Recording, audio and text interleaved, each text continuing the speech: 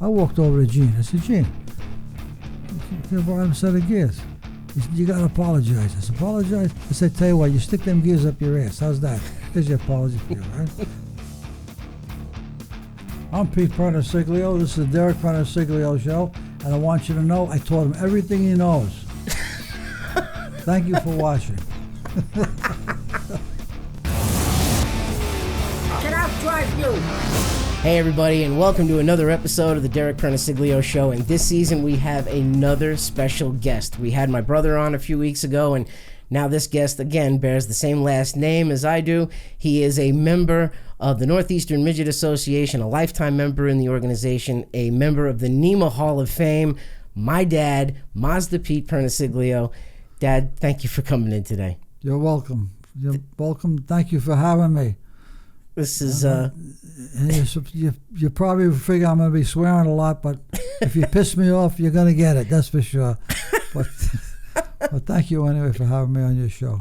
You know, it was one of the most surprising things that you told me at the house when we talked earlier. What? Is that you were at Islip the day it opened. I never knew that. You never told me that. There's a lot of things you don't know. Oh, okay. Well, we're gonna find that out. Like what? What don't I know? Let's just keep going. Keep going. Yeah. Okay. You were what? How old? 4. When Islip first opened. I don't know that. I know it opened in 47. What month I don't know. So I might have been 47. I might have been just going on to 4. Probably just So 3. 3.5 probably. They took me there. My grandfather took me there. Mm-hmm. The day it opened, Mm-hmm. and I never missed a midget race. Only times I missed it was when I was in the service. Mm-hmm. And that was it. Always with the. So yeah. Always with the tapping. The midgets. God, I mean, then you got to see a lot of stuff. I mean, you got to see when Islip had the Armco barriers, and then they got a wooden fence. You used to have a wooden fence around the place. That's what they first. Before Armco barriers, like I guess a 2x8, a 2x10 wooden fence around the whole place. No shit. Okay. Yeah. See, this is the things I didn't know. I had never knew you went to Islip Speedway the day it opened. Yeah. You were there the day it closed too, right? Yes, I was. Unfortunately, yeah. Was that was a heartbreaker for you? Terrible. I know. I do. I remember that day. It sucked. 1984. I remember Bob Park winning the last race. I don't remember Tommy Kraft winning the figure 8 race. Joey Payne was the TQs that night. Joey Payne won the feature. Right. That was good. His very first win, too. Oh, I don't know about that. I know he won. Joey won. Right. His very first win came at Islip in their last night of racing. Yeah. He was 18 years old. Oh, I don't know. So, did you ever think years later he'd be driving for you? No, at that time I didn't know, So, you started going to the races not because of Pop-Up, my grandfather, your father. You went because of your grandfather. My grandfather took me. My great-grandfather. Yes. My great-grandfather, Peter. Okay. Now, where did the interest come from him for he was mechanical all his life, and I guess being a car person, he just, when the racing cars started, mile and a half from the house, he lived like an Islip Terrace. Okay. We used to hear the cars from his house, so. Okay. So, he was a mechanic by trade? He worked in an auto shop? Oh, mostly car dealers, Pontiac car dealers. He was a. Well, Grandma told me that for a while he repaired furnaces. That was his. No, I don't. He could fix anything. He was kind of really a gifted guy when it came to mechanics, but his trade was a mechanic, automobile mechanic. But he could work on anything? Oh, yeah, he taught anything, He was good. How close were you with him? Me? Yeah. Pretty close. Yeah. I was closer to him because of the racing and the cars than I was to my own father, because my dad was a good guy, but he was more he loved his baseball, loved his football, and I was more the car person. So I kind of gravitated toward my grandfather all the time. Okay, I gotcha. And he never owned, and that's where your first love of racing came in. So he never owned any race cars? No, he never owned a race car. Okay. He wanted to, but my grandmother always said, spend no money on a damn racing car.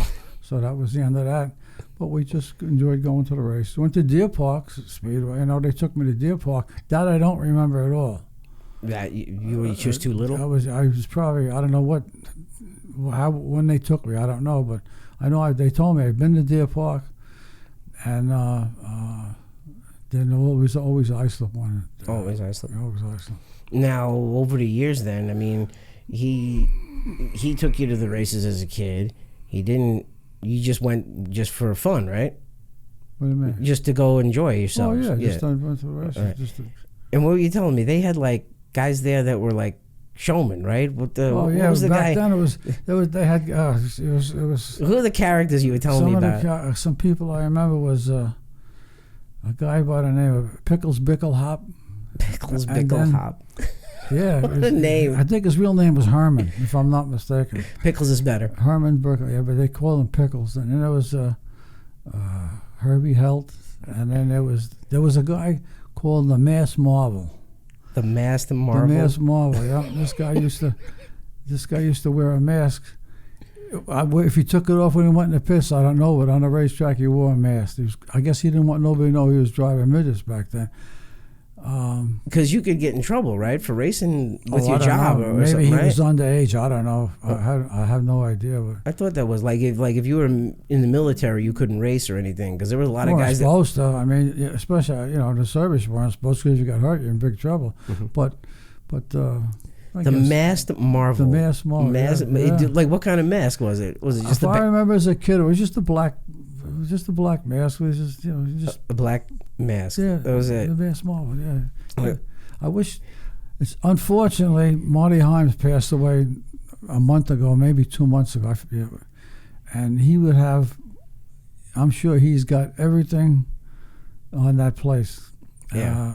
All the guys, the characters that were there, the people that were there. But back then, I mean, if you think about it, there was no, there's no television like there is now 24/7. There's no iPads, iPhones, or, like there's, you went there and it was a show. Like it was a show. You're in, believe it or not, you're in a form of show business. I mean, when people are paying to watch you do something, it's kind of a show you got to put on, and it's. I think we've gotten away from that now. I think auto racing's gotten away from that. I think so. And now, as far as like a show, because I say that because the cars have changed. Back then, years ago, even up until 20 years ago, maybe 15 years ago, the cars are open and people could watch the guy working the wheel. He's going through the corners, working. Are you talking about the arm guards? Soaring the wheel. Yeah. Now he's basically closed in. All you see is the head going by. I mean, right. It's the people don't see the work that the guy's doing. What about on the left side? The left side, but that's going away. Maybe it's the people in the stands. It's they're looking across the infield. Right. So no, I mean, don't get me wrong. I like watching the driver work. In the open cockpit cars. I mean, driving midgets. I gotta say that you get that little more sense of security with the arm guard there. I mean, I know that fiberglass probably isn't stopping much, but I'm not saying. I think there should be a height limit on that. Really, especially now because with the wing, if the car lays over on the left side. You're not the guys, God forbid there's a fire, he's got to bust out of that arm guard if it's fiberglass, and if it takes 10 or 15 seconds, which in a fire is a long time. So you can get, things can get pretty hot. And the reason I say this is because I remember one time we were running a show at Hudson, and I think the guy's name was Timmy Heath. Okay, yeah. He ran off the track between 3 and 4 and flipped. And me and I forget who, we got to the car first because I was pushing at the time. We were in the infield. And it was on the left side. And we pulled the arm guard. I think we broke the arm guard. He pulled it, or Timmy got out. And I said to myself, this is not good. With this arm guard this way, right? Yeah. It should be a little bit lower so at least the guy could get out, over it. But we've been lucky so far, I mean, I drove your car, open cockpit, with and without the arm guard, and I can honestly tell you that I felt safer with If you remember, I have a cut down arm guard. Yeah, you do. Right. I didn't like that either. Well, I put it on there, especially for a new guy who I felt, and I'm not a driver at all, but who I felt could get his spacing. You didn't see more vision. To see how close to the wall he was getting until he got some experience. Right. I thought it gave him better vision on the right side where he could see someone coming up on him or getting close to the fence. You know, that was my thoughts on it. You know, Peter never liked it. The arm guard? Yeah, he didn't like it. Yeah, I can understand why, because like something can come in the cockpit and hit you. I was one of the things that pieces of rubber, you know. Believe me, I've been hit with them. They fucking hurt. Well, that's tough shit. Tough shit. That's the way it goes. You know, you want to drive cars. This is the shit you got to put up with. You know, what are you gonna do? You gotta do that race car driver shit. What's that? You gotta do that race car driver shit. Yeah, driver shit. All right. You know, you want to be a race car driver? That's it. Like, I'm uncomfortable. They ain't comfortable. This thing is terrible. They're probably terrible. I tried sitting. I can't get my fat ass in the car, first of all. And anytime I did, I said, this ain't for me. They're not the most comfortable car, but you got to try to... Peter he puts it, it's like sitting on a toilet. It is like sitting on it. It is. I mean, you're sitting upright, just like I'm doing right now. You know, legs are down. You can't move. Yeah. You're almost in a fetal position.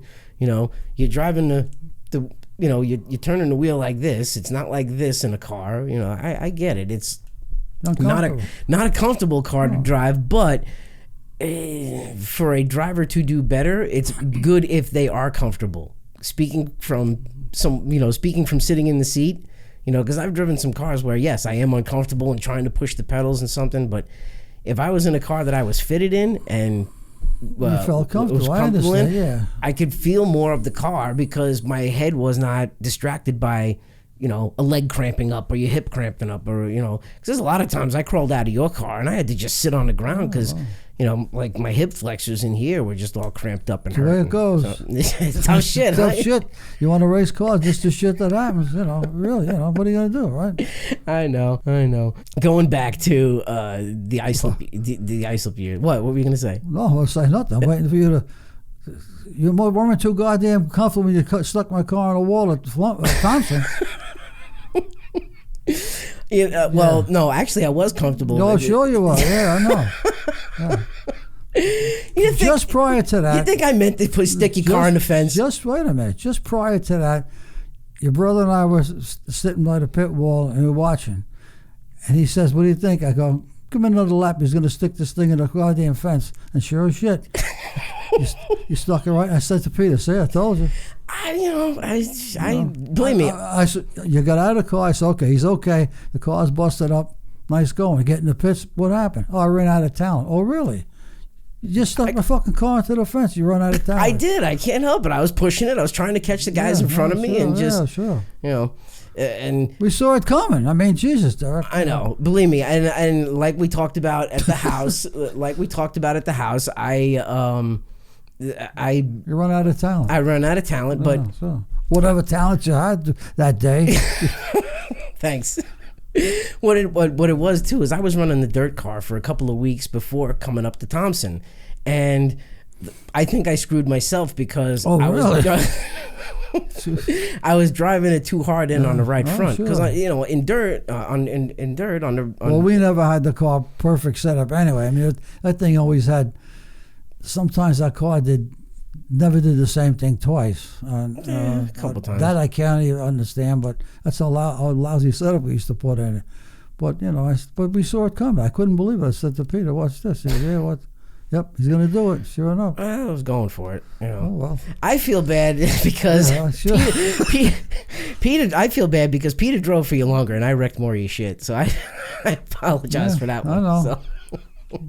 But you know, I mean, that happens. I was going for it. I mean, I knew that the car was fast. I mean, after the last practice, after whatever changes Neil made to it, I was like, it's great, leave it. You know, and as the right rear started burning off, I was getting looser and looser, and I was and then the dirt thing came into my head where I would throw it in, get it a little sideways.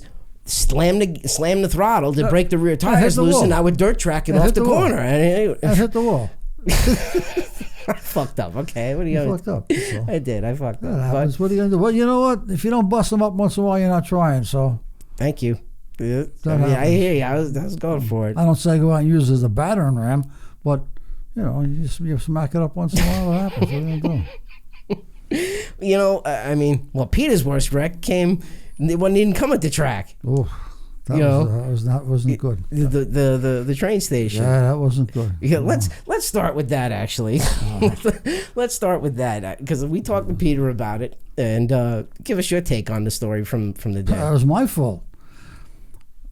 That was 100% my fault. The arm on the linkage locked over, and that was it.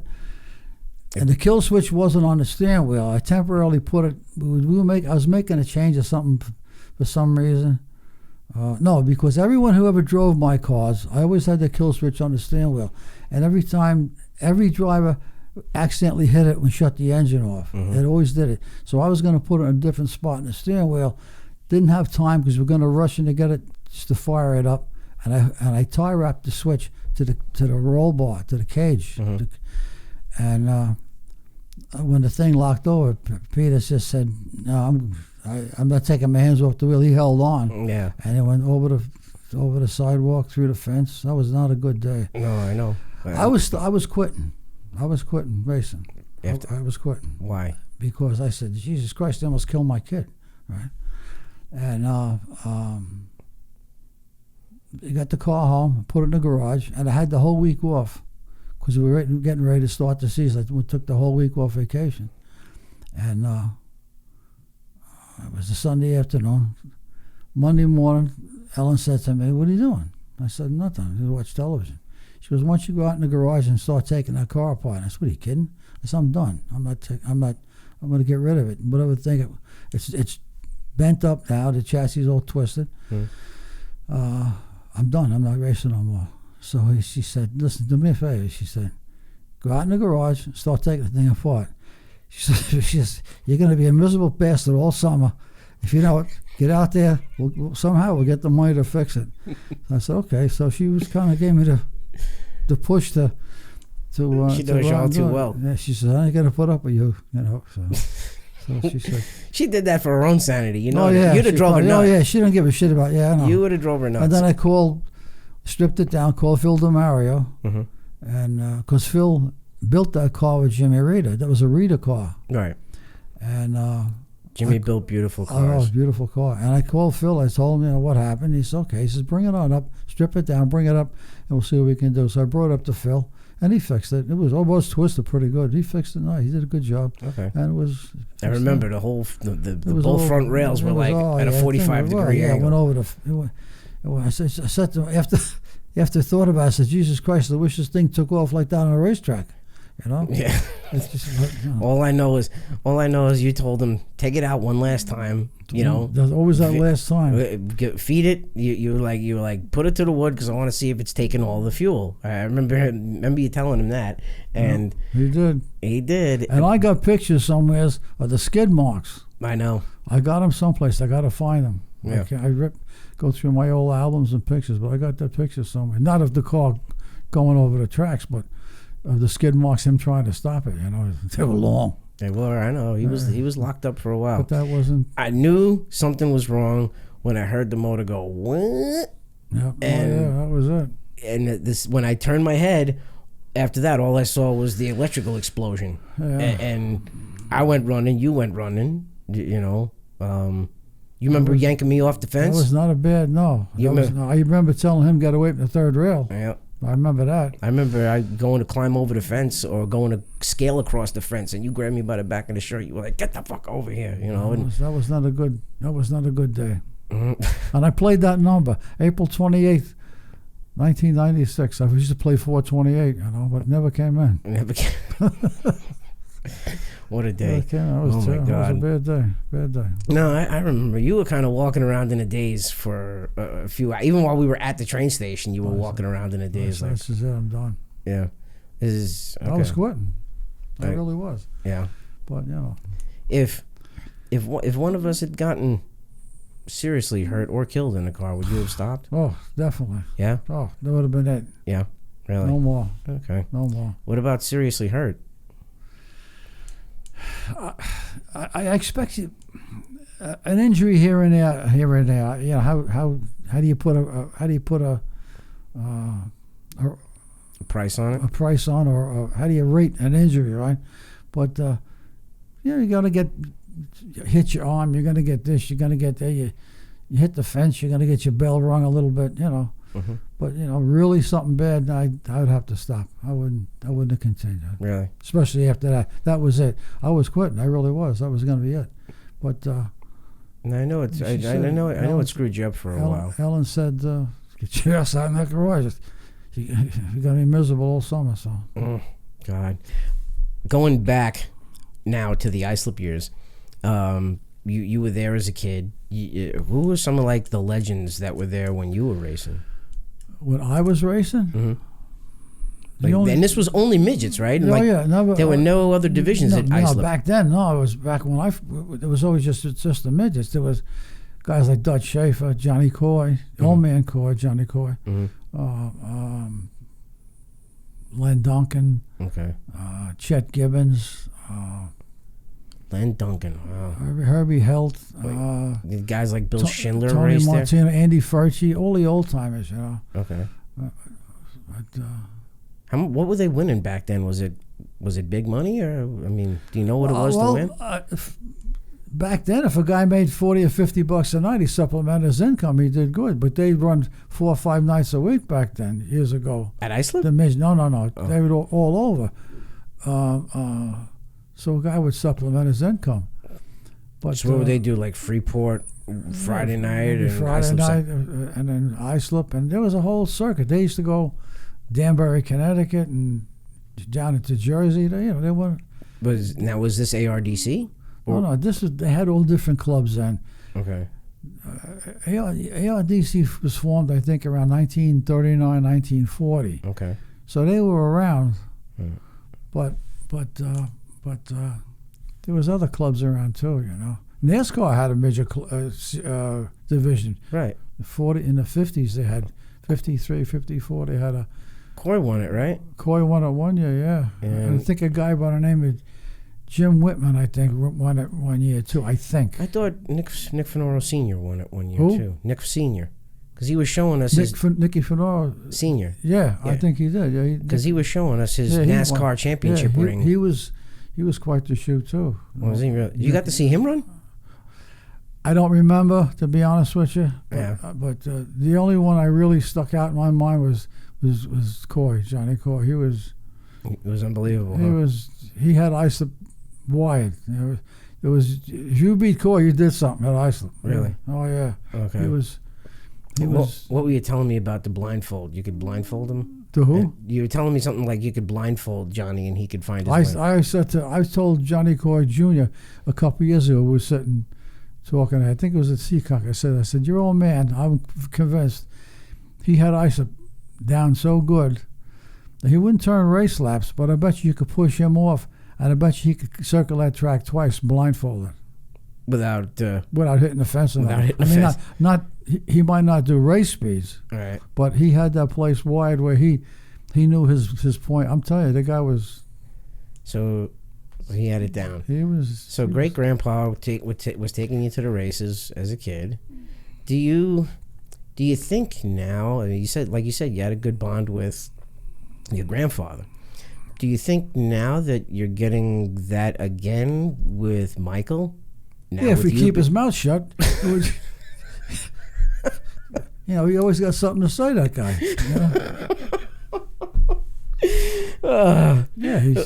He's 17. He's a big shot. He got something to say. I said to him, shut up.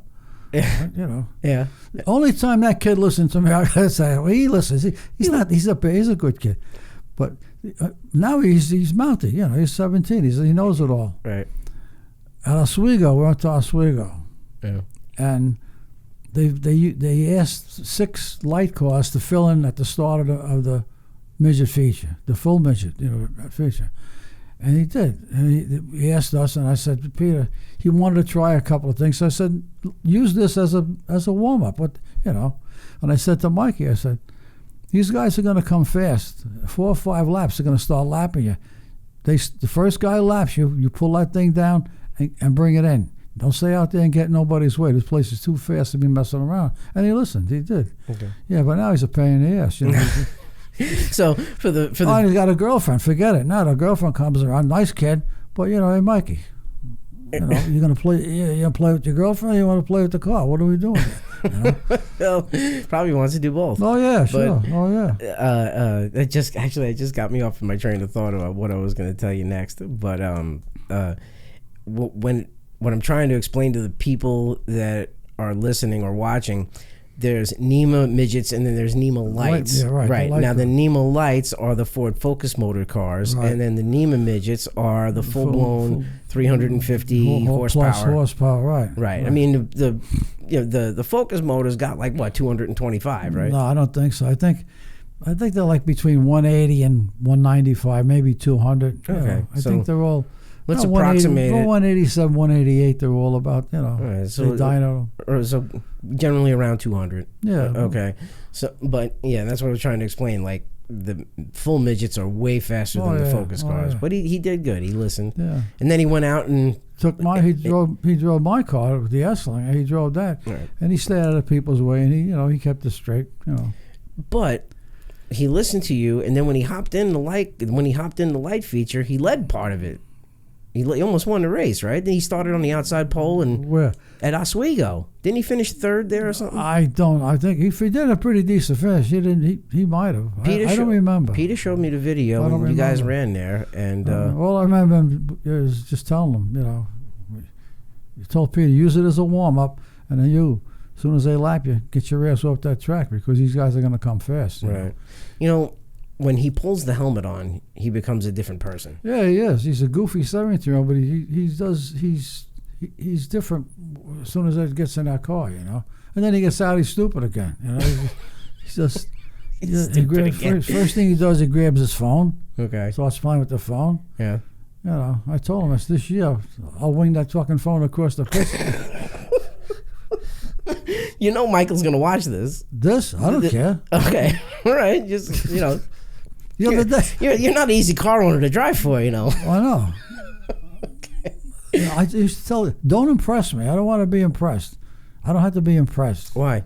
Because don't go out and like Jake Trainer took his first full midget ride in my car at Thompson, right? Mm-hmm. And I said to Jake, take this thing out, have fun. Don't impress me, right? I know what you can do with a car, and the kid did great. Oh, I know. He's a hell of a shootout kid. When he passed Sammy Swindell. Let me tell you something. That kid can wheel a car, man. When he did that dive bomb move under Sammy Swindell, I watched you jump off the pit wall like you were 5 feet off the ground and just waving your hands and everything. And you'd have swore that you had won the race because your car beat Sammy Swindell that night. Sammy must have had an off night because he's you don't beat Sammy Swindell. I know, but for you, I remember. Oh, yeah, it was neat just having my car. Yeah, I know. After that race, you were walking around like 10 feet tall and bulletproof. That was good. I said, this kid did good. He's good. He's a good kid. The kid is good, and he's a good kid too. Right. Yeah, hell of a nice kid. Mm-hmm. The family is good. Good people. Mike's a good guy. His wife's good. Nice people. Mm-hmm. What is it? Because you've seen tons of generations of drivers come along, guys who own their own stuff, drive their own stuff, work on their own stuff and build it, to the kids that are racing today. What is the big difference that you notice between back then with the Coys and the Schindlers to today with these as young as 13 years old hopping in a midget? Well, this first of all, nobody drives your shitbox anymore to start with. All these kids that came in with good stuff, race-winning stuff. Mm-hmm. Their fathers and families or whoever bought them first-class stuff. Mm-hmm. So these guys wouldn't know what to do with a car that wasn't 100%. Mm-hmm. And there's, I tell Michael, there's no such thing as the perfect race car. Right. There's no, there's no such thing. Forget it. You got to adapt. Get that feeling across your ass. You got to adapt. But the kids today all have good stuff. They're all first class stuff. The fathers are they're like they're like little league fathers. You know, a lot of them think that their kids are going to be the next Jeff Gordons, but the bottom line is you're a Saturday night racer, right? And I think Peter was a better driver after he realized that we're Saturday night people. You ain't going nowheres. This is what we're going to do from now until whenever, and that's it. So he was a lot better, but the biggest difference is that obviously the age is the biggest difference. Oh, that's another one. You know, like we had Gavin Bochelle on the show, and he won his first midget race at 13. Yeah, see. Could you imagine putting? That's all well and good, right? It looks good. Oh yeah, 13-year-old smokes the field, blah blah blah. God forbid, a 13-year-old gets hurt. Yeah, I know. And the papers get a hold of it because the papers love stuff like that. And the people who don't know about racing say, well, what the hell is a 13-year-old kid doing in a 200 or 300 horsepower car? Mm-hmm. And it doesn't look good, Right. But Besides the age, what else is it? Is it the money involved, the cars, the buying of rides? As far as what, Derek? As the big differences that you noticed back then, because even when I drove, you had to prove yourself in equipment to get a better ride. Now people buy them, so they buy their rides. It's just what it is. What's your thoughts on that? I think it stinks. The guys should be given opportunities and better cars on their merit, how they drive, not because their father has a pocket full of cash. It's just, right. It's Well, your biggest thing through the years in midget racing, people always knew you as guy. You always knew you as a guy to give someone their break or their first shot. Or a lot of guys got their first ride in my car. Right. Who's some of the guys who drove for you? Oh, jeez. You and Peter, you two guys. Yeah. Keith Botello took his first midget ride. Uh-huh.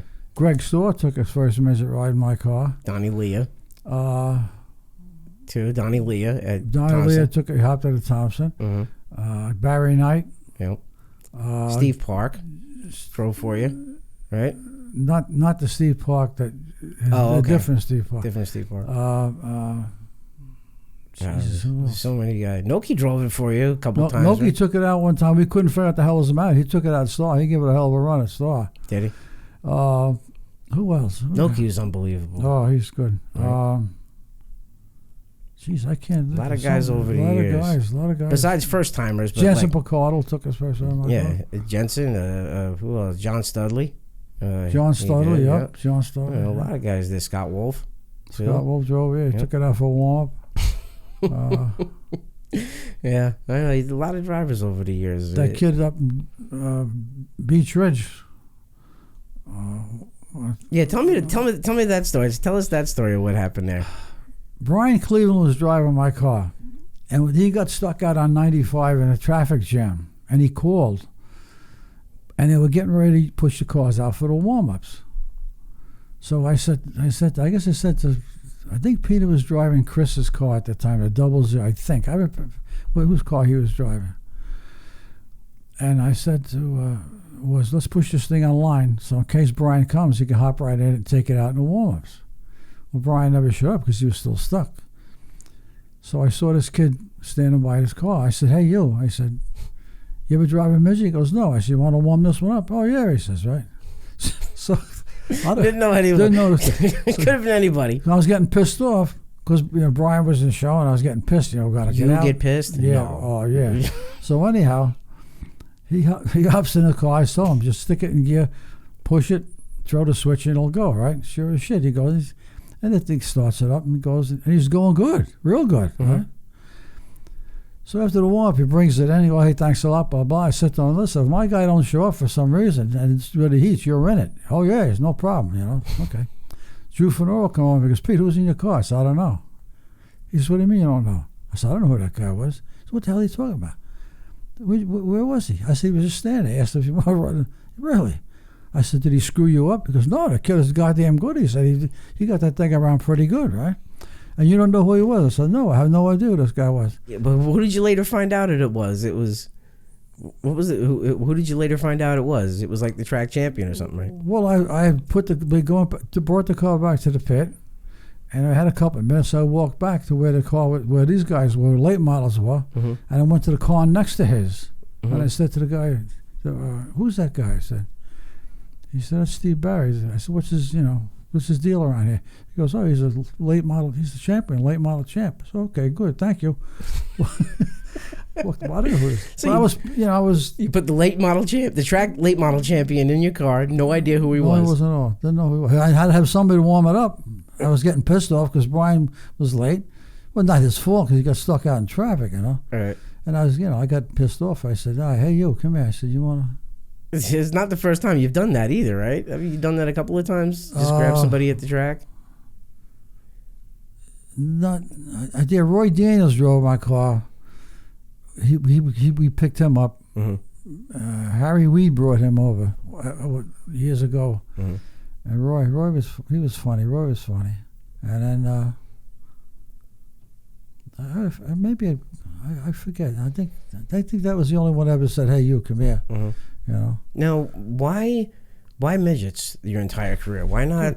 I always liked the midgets. But you said your grandfather wanted to try stock cars. Stock car years ago. But he never did. Never did. But I always liked the midgets. They were, they were small. You could work on them. No desire to try the stock cars? No, not at all. No. And even when you guys had the Pro 4, it was nice, but. But what? It was nice, but it was. Wasn't a midget. It wasn't a midget. So Your grandfather, great grandpa Pete, got you into this and showed you the love of midgets, and you went from 4 till you were what, like 19, right? Going to Islip. Oh yeah, right. Every week. Every week was there every week. Now, are you racing midgets now because you think he sees you? I don't know. I would like to say yeah. I had on my car, I know you, I don't know if you remember this, but somewhere's written on one of my cars, I had Inspiration Pete D, and that's who Pete is named after, is my grandfather. My brother. Right. Okay. And it said, I got to find pictures, I forget which car I had on it. It said Inspiration Pete D is my grandfather. And he, if he was I know one thing he would say, if he could. What? When I started getting a little excited, he would say, "Hey, Peter, shut your mouth. Keep your mouth shut." But now, was he short? Was he short tempered too? No, he was pretty quiet, pretty mellow guy. Yeah, he was pretty. Right. Oh yeah, pretty mellow. Because you've been known to lose your shit. What's that? You've been known to lose your shit. Oh yeah. Oh, people piss me off. So. Oh yeah. Remember when we raced Nassau Coliseum? Oh, that guy deserved it. Shit, yo! He deserved I can see you getting fired up now. He come close to getting clocked. That guy. Who? That guy. His name was Bob.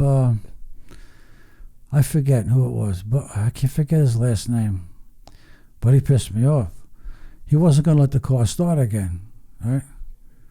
And I said to him, that fucking car don't start. I'll knock you on your ass.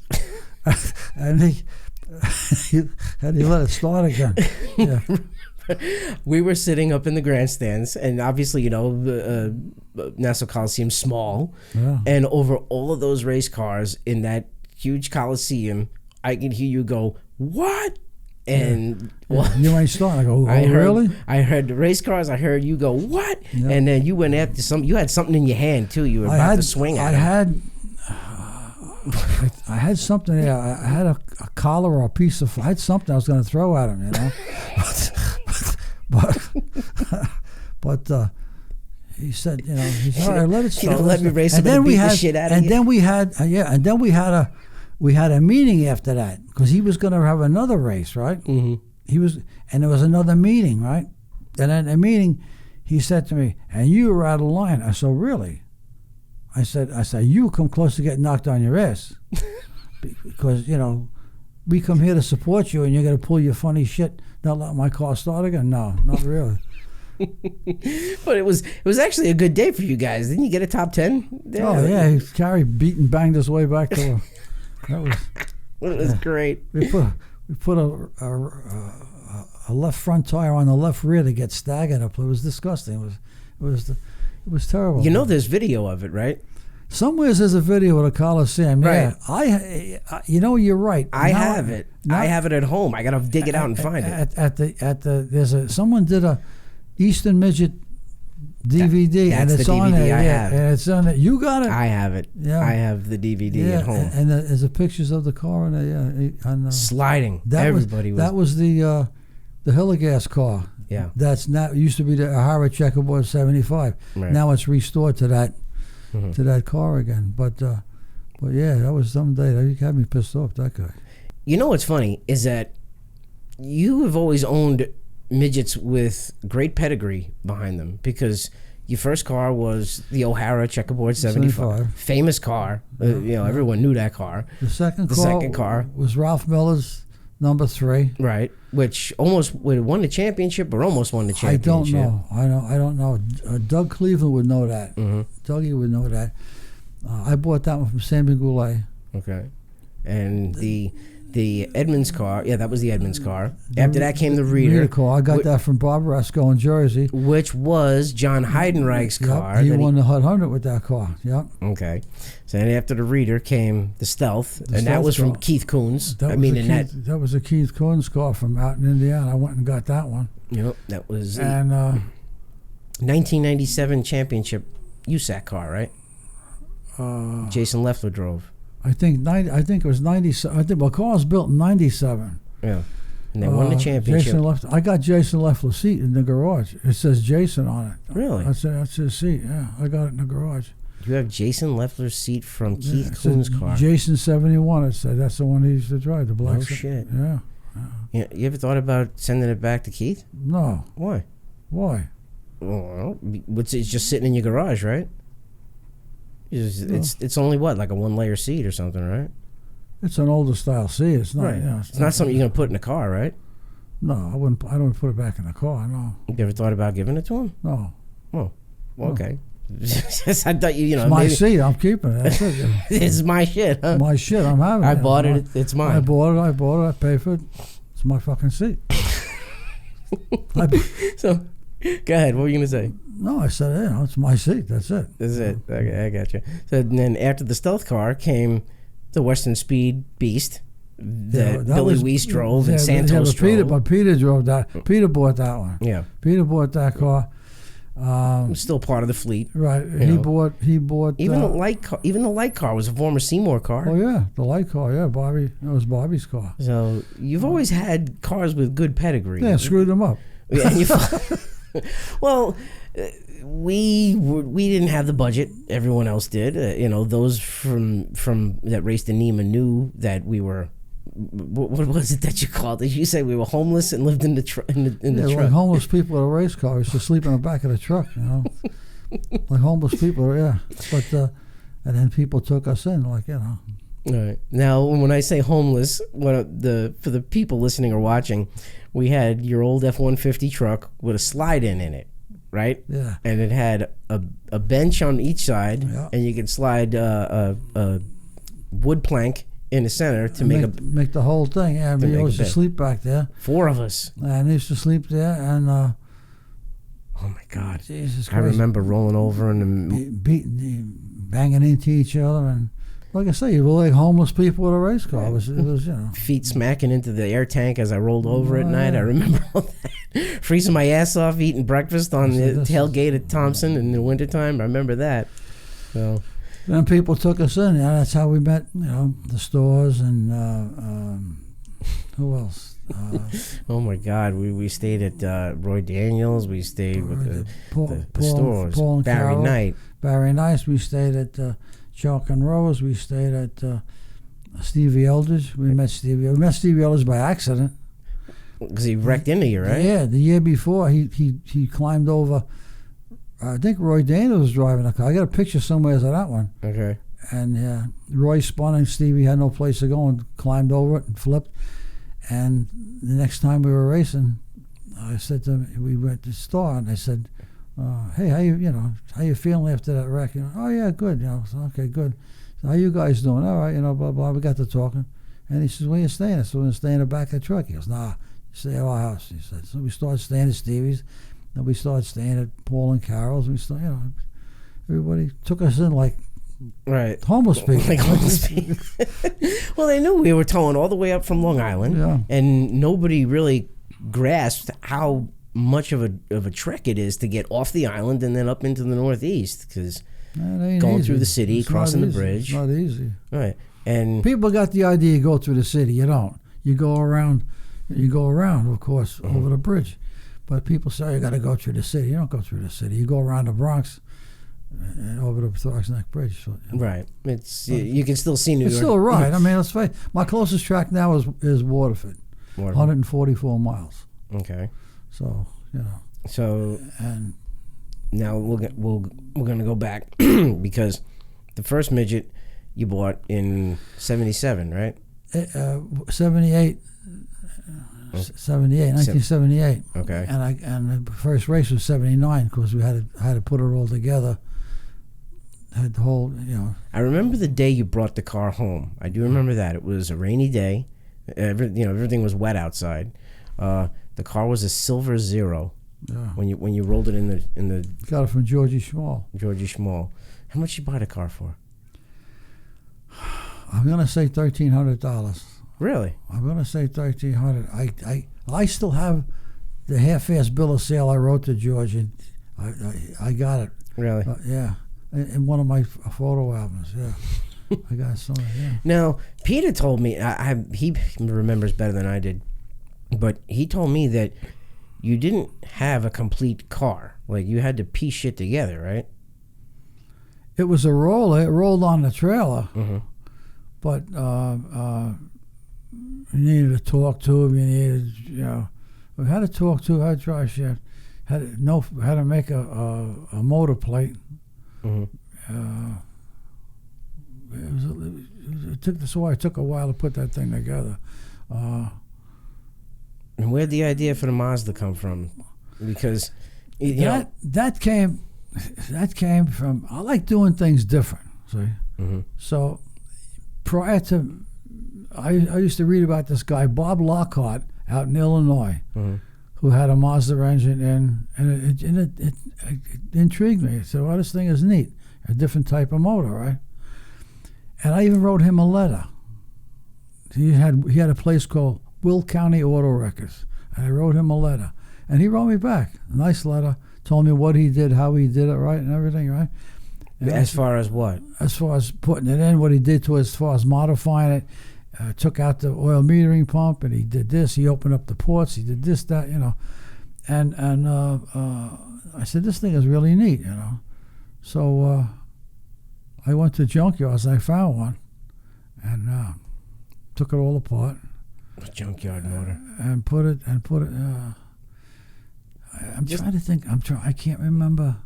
Because I remember the motor sitting in the Hillegas car. It looked like half the engine was missing. Yeah, well, it's just, again, I got pictures of that, all that stuff. Right, I mean, and, for the people that don't know, a Mazda rotary only has 3 moving parts in it. It's not like you can grind a cam or like mill the heads or anything. Well, it's like a two-stroke. Like a vacuum cleaner that,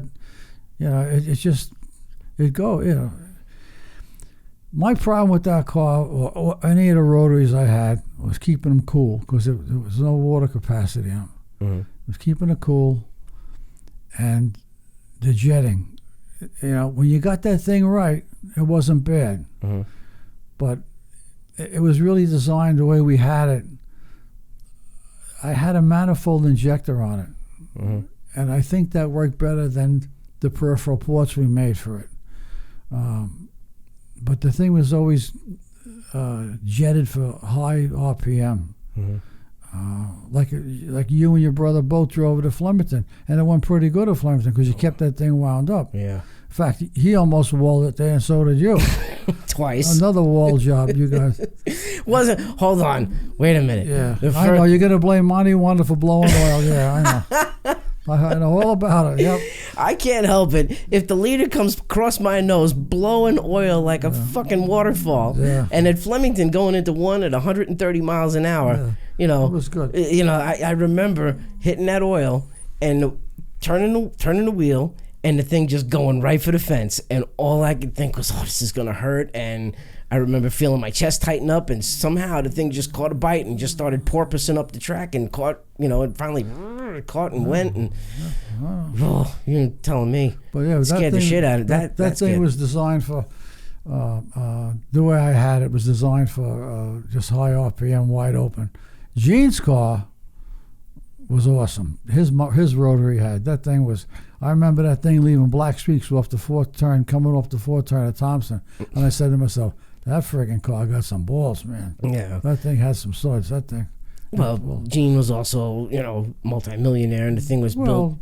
Gene, he had the funds to spend and do it, primo, and he did it, And I give him credit. He worked hard. He had a good, successful business, and he deserved to have good stuff. Anybody does, today, Do you miss the days of being able to go to a junkyard and being able to get your motor to go racing, or the stuff that you need to go racing? Well, you miss them if you're going to do that, but there's nobody today is going to go to a junkyard, take an engine, put it in their garage, modify it to where they want, and go out and beat these S-Slingers or Gerties or whatever. Right. It's nice a guy wants to do it. It's another car in the field, and unfortunately, it is what it is. The backyard mechanic's not going to run up front. Mm-hmm. For years I was satisfied watching my car run, go around in circles. You did good. If you only got lapped once in the feature, holy Christ, like you won the fucking thing, but you're not going to do it today. Yeah. Mm-hmm. I asked. It's funny you say that, because I asked a fellow we had in our club, Chris DeRoche. Unfortunately, he passed away. But prior to him passing, I said to him one day, and this guy was a crackerjack marine mechanic, right? He was a good mechanic. And I said to him, Chris, do you think you could take a 4-cycle outboard engine, put it in a midget, and be competitive? He goes, absolutely, right? He said, I could do things to that Pete that get you the same horsepower some of these cars have here. And I believed the guy. He was a caresser. He was good. But they will never let it. The rules will never let it go, and I think that's why you only got 8 and 10 car fields today, because the rules are too goddamn tight. They got to let people try something. If a guy wants to try something in his garage, let him. It's another car, Right. I got you. Like they lost my car this year. I can't keep up with the S-Slinger anymore. The full midget. The full midget, yeah. Unfortunately, that's a shame. You don't want to go backwards. Some people say, "Oh, you're going backwards by going with a light car." Well, it's more affordable. To me, it's more affordable. Right. For my pocketbook, it's more affordable. That was the other thing that I was going to say too. Is that you when you keep it affordable, you keep the car count. Because if you look around nowadays, you see divisions like 350 Supers getting bigger and bigger. SK Lights getting bigger and bigger. These crate it's all money. It's money. It comes down to money. You want to go fish, you got to spend. Now, does it break your heart that you are not running a full midget anymore and just running a midget? Not at all. Okay, that doesn't bother you at all? No, not at all. Because I feel more comfortable, and I feel we can be more successful at the light level than we can at the full midget level. Right, because some of those cars are just crazy fast. The guys, and they what? The guys work, they can afford it, good for them. But right. I can't no more. And if I want to continue to play with midgets, this is what I got to do. I got you. That's what I'm going to do. So, flipping back again, your grandfather was a huge inspiration to you. He never owned a car or anything like that. No. And you said he passed away early, right? Yeah, he was 63 when he passed away. 63. Yeah. Okay. And so I guess, how can I explain this? Did you want to get that first midget for him? No, I wanted to get it for myself. Mm-hmm. But I always figured if he was alive, he would have right there with us. Right. Oh yeah. Yeah. All right.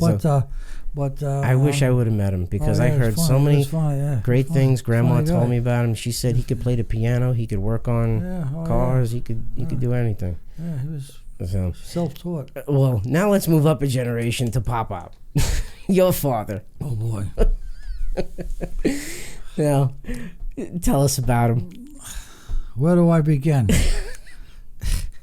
Truly a man you couldn't tell anything to. Absolutely not. Nothing. Oh, he knew everything. He was tough guy, hard worker, tough guy. Mm-hmm. He worked for Long Island Lighting Company, right? He wanted things done his way. That was it. And Loco knew that, though, right? Oh yeah. What would they do with him? He was tough on his guys, but he was fair with them on his crews, right? He would. They sent people to him to straighten them out, right? If the guys, if a new guy was slacking off, and you had 6 months, they used to give you an evaluation in 6 months. He did it to me. I worked for Loco too, and if the guy was, my old man was the last guy to get him. He had the last say, so if this guy was going to stay or go, right? And it seemed everybody they straightened out when they got to John. He was hot shit. He was tough guy. So there was that. He was a hard ass at work. He was also a hard ass at home. You got to tell us the story about when he cut Doc's tree down. Oh Jesus!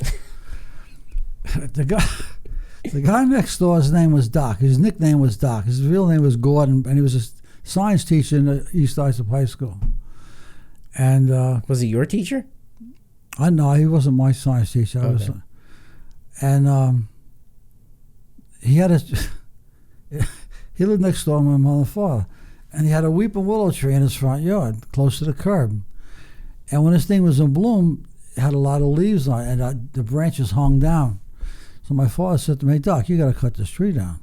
So Doc said to my father, John, the day I die, you can cut that tree down. Why did he want him to cut the tree down? Because he couldn't see going out the driveway. He used to block his vision going out the driveway. So he told us, he said, Doc, you got to cut this tree down. And Doc said, John, listen to me. The day I die, you can cut that tree down. Doc dies.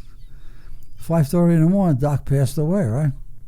My mother and father were on his calling list, so the hospital called right, Doc passed away, blah, blah, blah, right? 7 o'clock, my phone rings with my mother. Peter, you got to come down here. I said, what's the matter, Ma? You can see what your father did. I said, what? Come down here, hurry up. Oh, Christ. I put my clothes on, I go down there. He cut the tree down. So I get out of there. He's only dead 2 hours? Yeah, when the guy was dead like 2 hours. The old man cut the...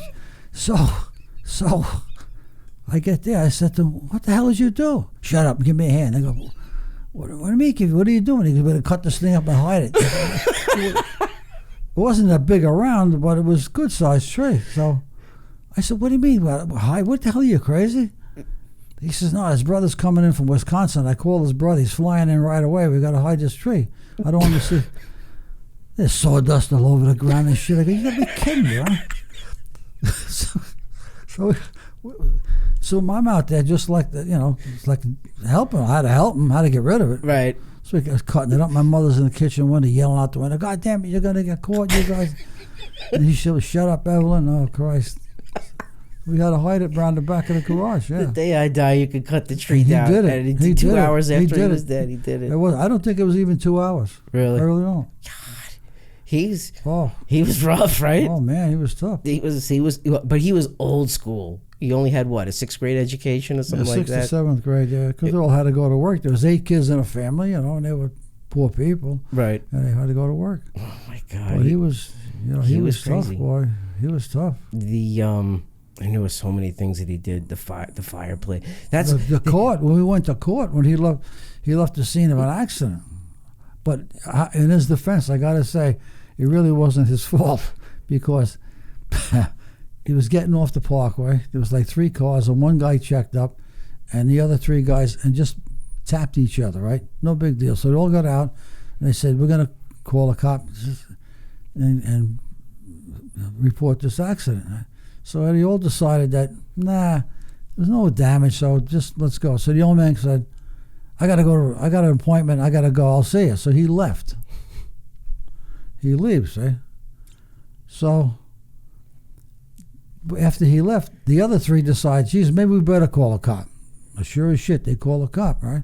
The state trooper comes, and they say there was a fourth car involved, right? Or prior to that, they did exchange phone numbers and addresses. So he said, where's the fourth car? I said, well, he left. Oh, he left the scene of an accident, right? So you're going to get a summons. Okay, so they track down the plate number, blah, blah, blah. Long story short, the state trooper knocks on the door next morning at my mother's house and says, looking for John Pernesiglio. So she says, oh, he's used to hang out down the fire. Every morning went to the firehouse, right, hang out with his buddies for coffee and donuts, right? So the cop goes down there, gives the old man the summons. The old man says, get the fuck out of here. Right? He's telling us to the cop. So the cop. So the cop says, what do you mean? You got to take this. I'm handing you a summons, right? So the old man takes it and says, yeah, get out of here and beat it, right? He thought that one of his buddies, fire department buddies, that was a nephew of one of them or a grandson, and put him up to giving him the summons because he is telling his friends what happened, right? Right. It wasn't. It was a real deal, right? Right. So sure as shit, he got the summons, right?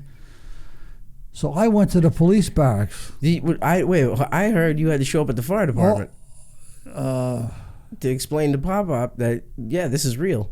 Oh, yeah, I did. That's right. I went down there. I said to him, hey, the cop had gone. So I went down there, and I said, hey, you know, this is for real. You got to go to, we'll see, he says, right? Okay. So then I went to the police station, to the barracks, the state trooper barracks. And the cop was there, and I said to him, listen, I know my father was, he said, you know, your father's a little rough. I said, yeah, I know. I said, he thought one of his buddies put you up to it. He didn't know. He thought, he's okay, don't worry about it. We'll take care. I said, what's going to happen here? So he said, he'll probably get a fine. He might lose his license for 30 days, but, you know, you're going to go to court, and that's it, right? Sure as shit. We go to court. My brother shows up, too, right? My brother's in a suit, right? I got flannel shirt on, right? My brother's in a suit. The judge, finally get to see the judge. The judge says, is this your lawyer? Points to my brother. He goes, no, it's my son. Who's this? It's my other son, me and me, right? So the cop says, so the judge says, well, can you explain? Says to the cop, explain what happened, right? The cop explains he left the scene of the accident. He didn't realize it, blah, blah, blah. And the judge says to my father, what do you have to say? My father says, he's lying. He points to the cop. I go, oh, shit. So the old man tells his version of it, right? So the judge says, look, forget it. It's a $130 fine, right? And prior to going there, I said to my old man, now listen, if you lose your license, just keep quiet. You might lose your license maybe 30 days, but keep quiet. I don't give a shit. I'll drive anyway, he said, you know. But anyway, so the judge says there's a $130 fine here, right? So the old man takes out his checkbook, starts writing a check. Meanwhile, the cop is putting all his papers back in his folder, right? So the judge says, oh, no, you got to go out and pay the cashier out in the hallway. Okay. So the man getting his checkbook, he takes his check, and we're walking past the cop. He says to the cop, here, you should get half of this. Oh, Jesus Christ. I said, why don't you shut up, you know? My brother took off. He left. He took... Suffolk County Court, right? This is the Suffolk County Court. The traffic court. Oh, yeah. Says to the cop, you should get half of this. Oh, no. I said, shut up. What the hell's the matter with you? So I said, that's it. No more. I'll never go to court with him again. But that's not the first time he's had a run-in with the car, right? The incident on the park where we hit the people? Yeah. Oh, yeah. We heard Peter's version of it. Tell us. I was living with them then. This is when it was a Palm Sunday, and they were going to my cousin's house in Northport. And he's on the parkway, and him and my mom are gabbing, right? And he cuts this guy off accidentally with a Volkswagen Beetle. And the guy comes up next to him and gives my old man a finger. So the old man, okay, I'm sorry, right? That's it, right? This guy pulls in front of the old man and starts slowing down, 50, 40, 30, 20, right? On the parkway, right? The old man says, I'll fix this son of a bitch. And he hits him. Now my mother starts screaming, trying to get the keys, shut the car off. He has slapping a hand away. He's beating on this guy. He had a Lincoln. Yeah, I know. I had a Lincoln Continental. This guy's got a, right? Finally, the guy gets the hint and gets off the Fifth Avenue exit in Bay Shore, right? So they went to my cousin's house. My mother was so upset she couldn't even eat dinner, right? Telling people what this guy had done. So I came home about 9, 10 o'clock, right? I was at Ellen's, right? Her apartment. I come home. I walk in the TV room because everybody, there was TVs, you know, I think all Italians have a TV in the kitchen. That's an Italian thing. Yeah. So the old man's sitting watching his TV in the kitchen. My mother's in the TV room. I walk in and she looks terrible. I said, Mom, what the hell's the matter? You look terrible. You feel all right. Peter, you should hear what your father did today, right? So she starts telling me what he's doing. I'm crying, right? Because this is something I want to do every day. And he's done it, you know. Every day, you know, you want to run into someone. Right. He's done it. So she's telling me this, right? All of a sudden he comes in from the kitchen. Hey, she ain't telling it right. Let me tell you what happened, he said. And he starts telling me, right? So he says, and you know what, Pete? I knew I had him when I saw his car going back and forth. So I said to him, I said, you know, if you sent this guy flipping off the park, you're in some big trouble. You can't be doing shit like this, you know. But he thought he just done stuff I wanted to do every day. Run somebody, you know, but you know, he did it. And he just did it. He did it. I know. He was the original outlaw, my old man. I swear to Christ. You couldn't tell him nothing. No, I couldn't. Nothing. I do remember that. No. And like I told Peter, a lot of him is inside Michael. Yeah, well, Mike is another one. The other day. What? The other day, drink of water. We're in the garage working, and we're trying to figure out how to put these two cars in the garage, and you know, strip one down and put the stuff on the other one. Just, you know, get it ready, right? And Mikey's telling Peter, "Why we got to do this? We got to do that. We can't do this." And Peter kept telling him, "Shut up, shut up, shut up, shut up." And Mikey wouldn't shut up. Finally, Peter lost it. And that's the first time I really seen him lose it. And he threw the broom. He was sweeping the floor. He took the broom and he winged it at him. He almost got him too. He almost got him. So I said to Mikey, "Why don't you shut up? You know, keep your mouth shut. Right. You know, right. You're not that smart, so shut up. You know." So. But going back to Pop-Up, he was, like you said, he was the outlaw because he was what, a fireman for 63 60 years. 60 years. 62. And set fires all the time.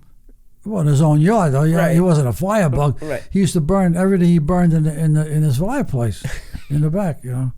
And that was the other thing. What was that about those houses back then? Because we grew up with an outside fireplace in the backyard. Everybody burned. Had one. Everybody burned back then. Years ago, you burned. If you had a 55-gallon drum opened up, that was your burn barrel, or you had a fireplace or a fire pit. So everybody burned. Nobody bagged up leaves back then. You burn your leaves. Really? Oh yeah. Did you guys cook out there on them, or? I wouldn't eat nothing off of it. The old man was burning stuff there, but he wanted. I remember he had those fires burning so He big. wanted to burn my tires one time, old tires. You can't do it. It doesn't matter, you know. I put them to the junk, you know. Right. You can't. Christ, you would have black smoke all over the place. You can't burn tires. Well, he did though, didn't he? The fire department came once. It did. Yeah, they had. His own people came and said, "John, you got to stop this." You know. Tell us. The neighbors called up. You know. Tell us about that. What was he doing? Huh? What was he doing? Tell us. He was burning crap. He had, you know. But the neighbors thought the house was on fire, right? Oh, the smoke. It was whatever he was burning. It made a lot of smoke. They got scared and they called. Yeah, sure. Oh yeah, they came and everything. The fire department came and everything. Oh yeah. Jesus Christ, it's unbelievable. You know, one of the things that when we talked before that really kind of bummed me out was that Pop-Up didn't get to see my TV career, you know, and he would always ask me when I would come visit. Yeah, when are you going to be on TV? Yeah. I never see you. When are you going to be on TV? He would say. He thought you had your own TV show. He didn't. Well, now I do. But he doesn't realize that you were covering races. You know, a week here, a couple of weeks there. You know, he thought you had your own television show. Right. Know? But he used to tell his friends. All the guys at the firehouse knew you were on television at times. So, Right. yeah. Oh, he told everybody. Oh, yeah. But what really bummed me out, though, is that he didn't get to see when everything hit. Because 2006 was my first year on air doing ASA late models and SCCA Playboy Mazda Cup and all that stuff. So 2006 is when I did my first couple of shows. He passed in 2007, and then 2008 was the breakout year I had, because that's when I was doing ASA, Summer Shootout, NASCAR, road course, Formula 2000, was everything. And it really kind of bummed me out that Pop-Up passed the year before I was really able to show him what I was doing. No. It happens. But I'm really glad that Grandma and Mom got to see. Oh, yeah. The television career come full circle, because my mom always said, "You did good. There's Derek. There's Derek." She told her girlfriends, "Oh yeah, my grandson's on television." Oh yeah, they thought you're a big movie star. No. The way she used to tell all her girlfriends. So. Oh God, But that's good. What did you think the first time you saw me on TV for the first time? Because I had told you for years, I'm gonna be on TV. I don't remember what the first show was, but I remember saying, "Yeah, there he is. Look at that guy. Look, he's got a good line of shit. This guy, watch him. A good line of bullshit. A lot of good bullshit. Yeah, he's good." Well, you know what? You used to yell at me when I was a kid, because I knew all the racing stats, who drove what car, Oh, yeah. how many times they won that year, and all that. yeah. And you used to bitch at me going, "I wish you knew your damn schoolwork that good." Yeah, I wish you did schoolwork. You would have been a Rhodes Scholar, for Christ's sake, if you. But technically, that wasn't education. You know. Yeah, but at that time, I wanted you to get out of high school, for Christ's sake, I just thought that it was really cool that looking back, I didn't know how much that would help now. Watching, knowing those stats and those cars and all of that kind of stuff. You did good at what you're good at what you do. Yeah, that's it. Were you nervous about me doing this for a living? Because look, I know you're old school. Like you are all about get a good job, something with benefits, a pension. Have some security in your life. Right, job security. Right. Yeah. There's no job security in television. I know that.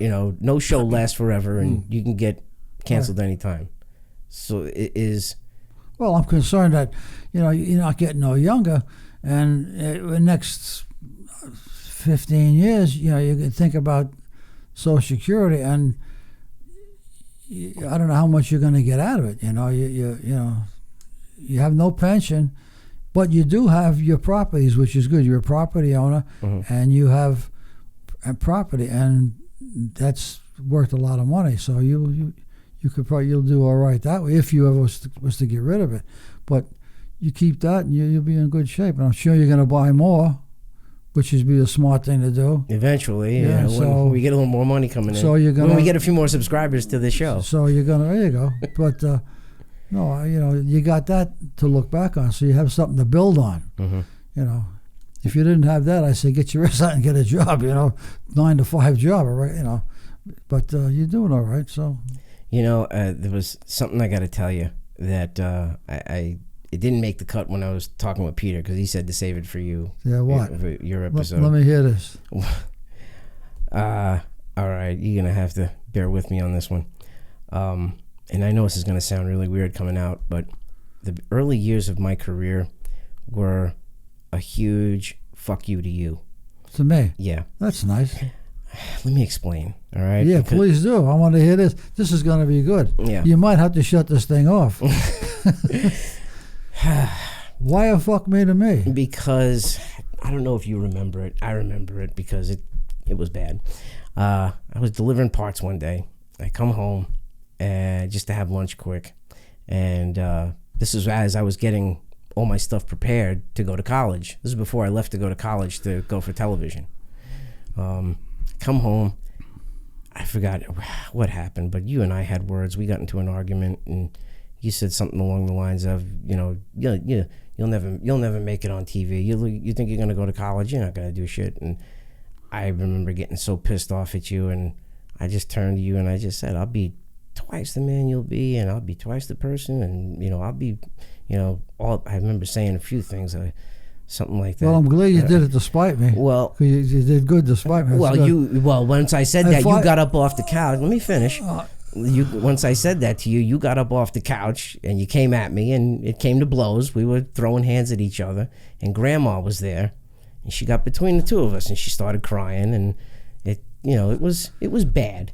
I vaguely remember this. I really don't. So I ran out the door, upset, almost crying, and on the verge of tears, and just thinking that he doesn't think that I can do this, and you came out to the truck to drag me out of the truck to hit me again or to throw me on the ground, whatever it was. I forgot what it was, but you swung the door of the truck open and you grabbed me, and when you did, I kind of just like jumped into your arms and hugged you, and I remember. Well, I'm glad. I remember getting really upset, and when I drove away, thinking, I'm gonna be a success at something that you don't think that I'm gonna be a success at. Good. Fuck you. That's good. I'm glad you did. Well, yeah. I apologize for my actions. That I'm sorry for what I said. I didn't think you were gonna make it.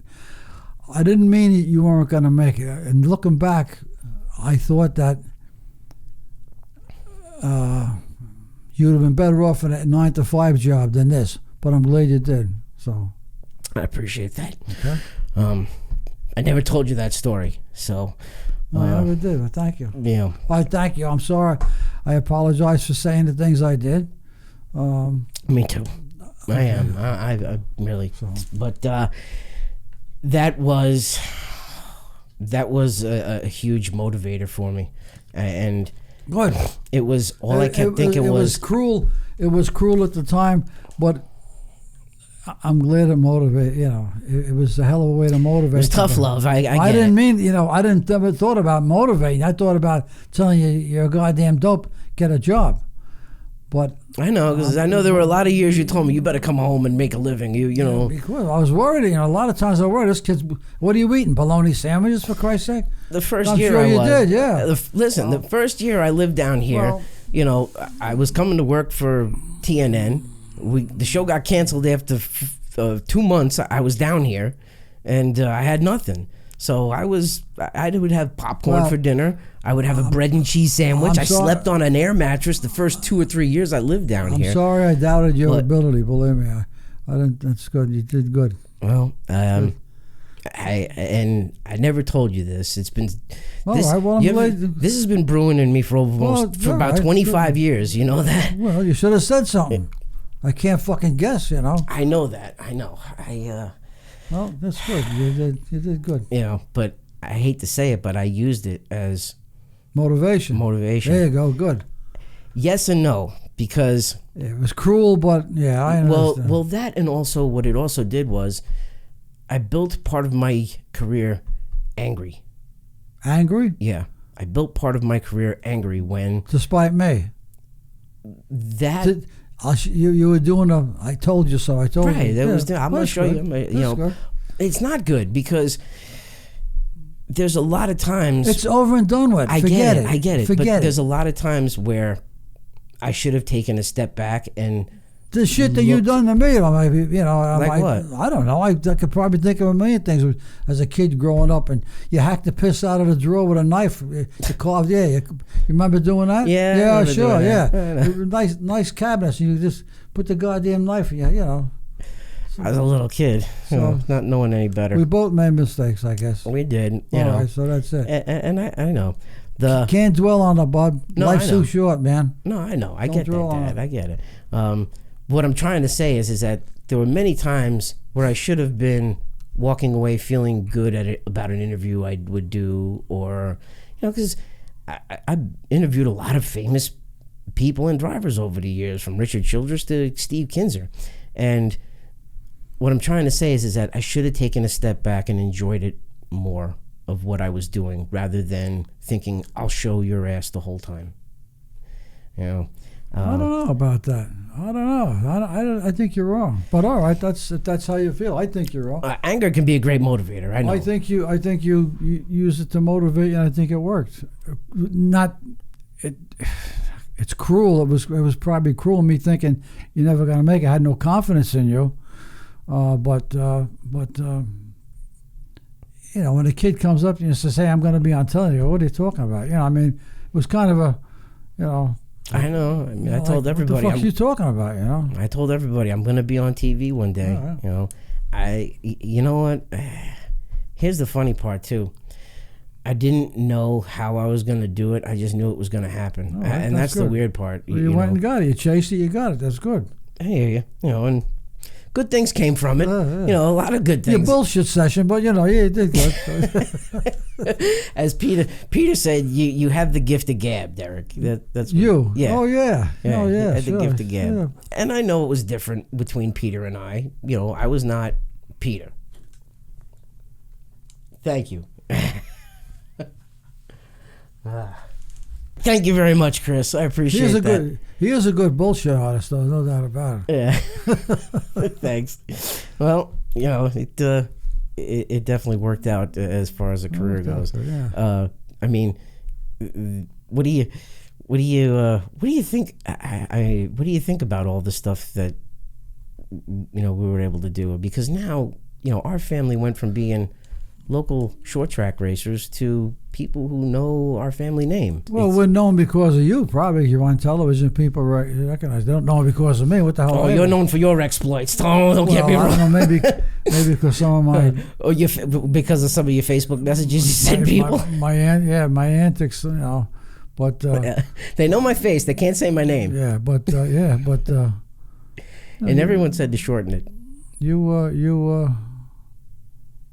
I guess because you're on television and stuff, people know. I hear you. Okay, we got to go to you now. Me? Yeah, because what else you want to know? Tell us about the time you got fined by NEMA. Oh, okay. We're at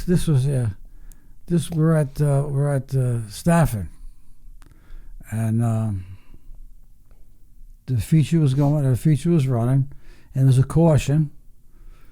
And Peter brought the car in. He was running like 7th or 8th. We had a good car that night. It was 7th or 8th, right? Mm-hmm. And he brings it in. I said, I run. Peter, what the hell's the matter, right? He says, something's leaking. I said, what do you mean something's leaking? He goes, yeah, somebody during a caution lapse, they pulled up next to him and pointing to the car. So he says, rather than go out and oil the track down, ruin the whole goddamn racetrack, I pull it in, check it out, see what's leaking. We checked it out. There's no leaks, right? Mm-hmm. Now, if the officials pull you when there's no leaks, you go back in your spot. But because he voluntarily came in on his own, you go to the rear of the field. I know that, right? One of the other car owners, and I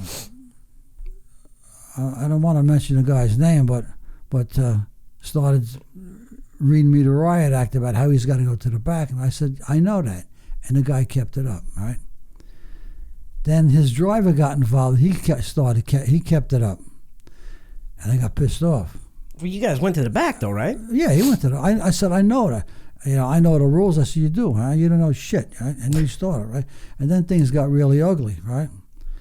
And he told me to stop. I was swearing and yelling. And he said, you better stop. And the announcer... used to be an announcer that used to come down to the infield, and when a car would pull in, they asked the guy what happened, blah, blah, blah. And he come over, I said, out. I said, get the fuck out of here, you too, right? And things got really ugly, right? Anyhow, I was on the board then myself. So Peter went back out, started last. He finished 7th or 8th. He come back. He did pretty good, Yeah. But there was never nothing wrong with the car. So I said to him, Peter, the next time somebody points to you, you stay out there. Watch the oil pressure. You got oil pressure, you keep out there. I don't give a shit if you oil the track down and ruin the whole fucking racetrack next time. You stay out there, right? So anyhow, there was a board meeting, see, and I got a phone call. I used to drive up for the board meetings, right? And they said they got a phone call. Pete, you don't have to come up. It's only a quick little 10-minute meeting, and nothing big deal. No big vote or nothing. It's all right. Save me a trip. I thought it was nice. About 3 days later, I get a letter in the mail. Fine. You fine me. I said, you bunch of bastards. You had your board meeting. You didn't invite me because the board was about me, right? Well, sure as shit. I got this letter. and it said violation of one rule or something, and yelling and screaming and using foul language, the whole, So let's find $100. Being dad, said let's find $100 and put on probation. If I did it again, I was thrown out for a year, So I framed it.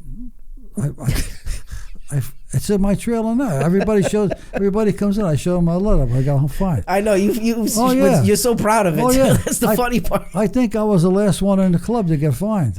I really do. To this day, still? I think so. I honestly do. I think Peter Villari told me he got fined, but I think it was about the same. I think I'm the last one for using foul language. Oh yeah, yelling, screaming, using foul language. Oh yeah. So you got to take a picture. For the show, you got to take a picture of the letter and the fine. Oh, yeah. Send it to me. We're gonna edit it into the show. Oh yeah, I got it. It's home. I got it. It's in the trailer. It's in the frame. It's still in the frame. So what'd you do? So there was a little bit more to the story. So I'm pissed off. And I got this letter. Right? Okay, I'll fix their ass.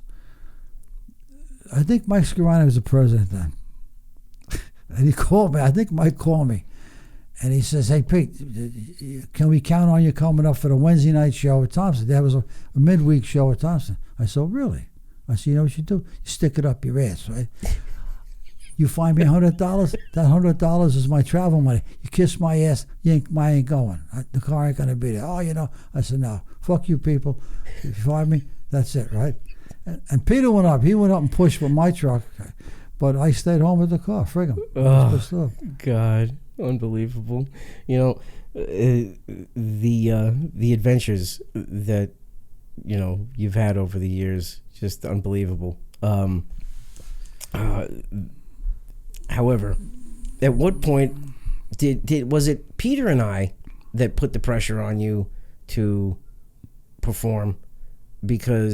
But to get better shit, because remember, for the longest time, you were a guy that you were happy whether your car finished first or last. That didn't matter to you. It was part of the deal. I was part of the show, and I was with the people. The people were great. Everybody helped out. It was good. It was really good. Gene gave me a lot of parts from my rotary. They banned him, and they let me grandfather because I was no threat to them, really. Right. I'm just some clown playing in the backyard, Until Ricky Holmberg showed up, and everyone Ricky gave the thing a hell of a ride at Thompson. Yeah. I said to myself, there it goes. I thought he was going to wall the thing, but he did. Then it crapped out. Something happened. The thing crapped out. But all year he was going good in the car, and they thought you were buying Gene's motors. He flipped it. He flipped it at Star. Right. And then something happened. We could never get that thing to run right again. It was a very temperamental thing. Mm-hmm. But I realized after so many years, I said, you know what? I'm retiring from my. I got the option to retire, right? And I was 55 when I retired from lighting company, and I said to myself, I got this 401, right? So Ellen was with the retirement seminar. She was there. She says, what are you going to do with your 401? I said, maybe I'm either going to buy a new motorcycle for myself or a new midget. She goes, I'd rather see you get the midget. I said, okay. That's what I did. I cashed in the 401, right? Took a beating out of taxes, but figured out who gives a shit, right? Because I knew what I had pension-wise and Social Security what I was going to get. So I figured, okay, I'll do this. So that's why I cashed it all in. I bought the stealth car. From Keith Coons. From Keith Coons. And then I bought, I treated myself to a trip out to the Copper Classic. Okay. I took a train, Amtrak train ride, and I met up with Dan Esslinger. And I said, what do you got out there? And he told me he's got this engine. It's a year old. He just freshened it up. Ready to go. He gave it to me. I think it was $14,000. Right? Okay. So I bought the engine, and I went back to. Oh Jesus! It's all right. Don't worry. People bump into the mics. Don't worry. You're fine. There you go. I went back to. I took the hop back on a train back to Indiana, and bought the car and brought it home and I U-haul it, and that's it. That's how I wound up with the S-Line. And I cashed in my 401. The hell with it. And now, but is that because we were bothering you or putting the pressure on you? Because I knew, because Peter and I didn't want to flounder. We wanted to race. And I said to myself, if I'm going to do this, I got one shot. This is going to be it. Mm-hmm. And I took the shot. I cashed in my 401, bought a car, bought the engine, pissed all the money away on that thing. Mm-hmm. I think it was the car. Oh, Jesus. The car was $12,000, I think, mm-hmm. with all the extra parts, and the engine was $14,000. Then I bought extra springs and shocks, and I didn't give a shit, because I knew what I was going to have to live on when the time came. So, mm-hmm. People said, "You're crazy," Guy called me up. It's this quick story. About 6 months after I retired, I get a phone call from this guy who used to work with the lighting company. He went into investments, right? He said, Pete, you ever think about investing, doing something with investments? I said, yeah. I said, in fact, I cashed in my 401. Oh, really? I said, yeah. He said, what'd you do with it? I said, I invested it. He said, you want to tell me what you invested in? I said, yeah, I invested in a racing car. Dead silence on the phone, right? He probably said to his guy next to him, listen to what this asshole did, right? so he said to me, you cashed in your 400 to buy a racing car? I said, yeah. He says, you satisfied? I go, oh, I'm happy as hell. I said, yeah, I did. Oh, that's good. Have a nice day. He hung up, right? Mm-hmm. That's the last I heard from this guy. Never heard from him again. But he probably thought to himself, look at this stupid ass what he did. But you know what? I didn't care. Well, yeah. Money, to me, money. You took your retirement money and did what you want. Yeah, I did what I wanted. And my wife was behind me, and she said, do what you want with her. So that's good. She's cool. Well, the other thing, too, is people don't know is how dangerous of a job you had. I mean, you were welding underground gas mains for a living. Like, that's right. Before I made foreman, I was a welder. Right, but you're welding natural gas lines. Weld on live gas, but that's safe. You're perfectly safe. There's no air in it. There's no air. Okay, it's pure gas. It can't go off. It's impossible. Because how do you not have an explosion by putting fire to natural gas? Because listen to me. There's three things you need with fire: heat, oxygen, and fuel. Right. You take one of those elements away, you got nothing. There was no air in the pipe. If there was air in there, then you got a problem. But there was no air in the pipe. How did you weld the pipe closed if it got pierced? If it got a break in it? Then you had to shut it down. You had to if there was a break in it, you had to shut a valve off or a plastic you squeeze off. But if you can weld on natural, you can weld on a gas man. There's no problem. It's safe as hell. As long as you don't burn through. When I went to welder school, they taught us you had to burn. We purposely burned through, and you welded it back up. Well, if you couldn't weld up the hole you made, you put a coupling around the hole and put a plug in it. Right. Gotcha. So as long as if it caught fire, if you saw the fire, you're in good shape. You can know what to do with it. Right. And Luco was the Long Island Lighting Company, right, which is the power and electric for gas and electric. And then Brooklyn Union Gas. Then it went to Keyspan. It went to something else, mm-hmm, and it went to Brooklyn Union Gas bought out the gas department. Then they gave us a buyout if we wanted. It was like 42 of us went. Mm-hmm. You had to have so many years of service and so age, and you could retire. And I retired. Okay. Now you've got your grandson driving for you. Yep. Did you ever think you'd see the day where your grandchild is driving for? I mean, you knew that Peter was going to drive. I knew Peter. I never gave it much thought, to be honest with you, because I figured if this kid doesn't want, I'm not going to push him. I know I want Peter to push his son to do this. Right? Mm-hmm. The kid's going to want to do it, and we took him to the quarter midget people in Thompson had a day when you can go up there and introductory day or something. Practice thing For kids, right? And Mikey went up there and he did good. He liked it. He enjoyed it. And then we bought the car, Mm-hmm. Now, you were racing the midget back then when we were younger. Did you ever think at the time, maybe going racing with us, quarter midgets, go-karts, anything like that? Or? The quarter, no, I never had interest in quarter midgets or go-karts, only because I figured eventually, if these guys want to race, I'm not going to waste money on those things when they're gonna race on their own. And my thoughts were, and it seemed to work out. Peter always bugged me. I want to run the midget. I want to run the midget. I said, no. You get a couple years in beating and banging with a stock car first, then you get in a midget. Mm-hmm. That's why he ran the car at Riverhead 2 years. And 4 years? 4 years. I don't remember 4 years. I thought it was 2 years. He ran his first blunderbuss race in 89, and then he ran 90, 91, 92, and 93. So, in 93, he was splitting his time between driving the midget and the blunderbuss. Well, I said to him, you get the beating and bang out of your system in a stock car first before you get in this thing. Because, there's no beating and bang with a midget. And but you had no problem with me going go-kart racing. What's that? You had no problem with me going go-kart racing. No, not at all. And those cars were fast. At Riverhead, those guys were going pretty damn good. Yeah. Well, so you could get hurt in those damn go-karts. But you did good in the go-karts. Mm-hmm. But I had, I know he was kept bugging me. I want to drive the midget. I said, Jesus Christ, Peter, And then finally I let him take it out of Thompson. It was the first time he rode a midget.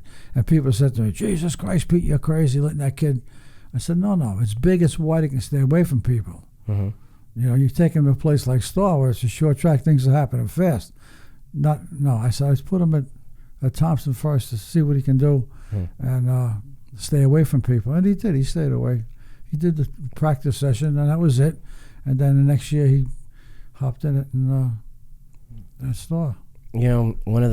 One of the fondest memories I have driving for you was when I drove the car for the first time at Riverside Park, because I was running the go-kart and the Pro 4 Modified, and I was racing on Sundays at Riverside Park in the Pro 4 Modified, and they gave us one of those practice days all day, and it was the last one of the day, and you looked at me, you said, you want to take it out?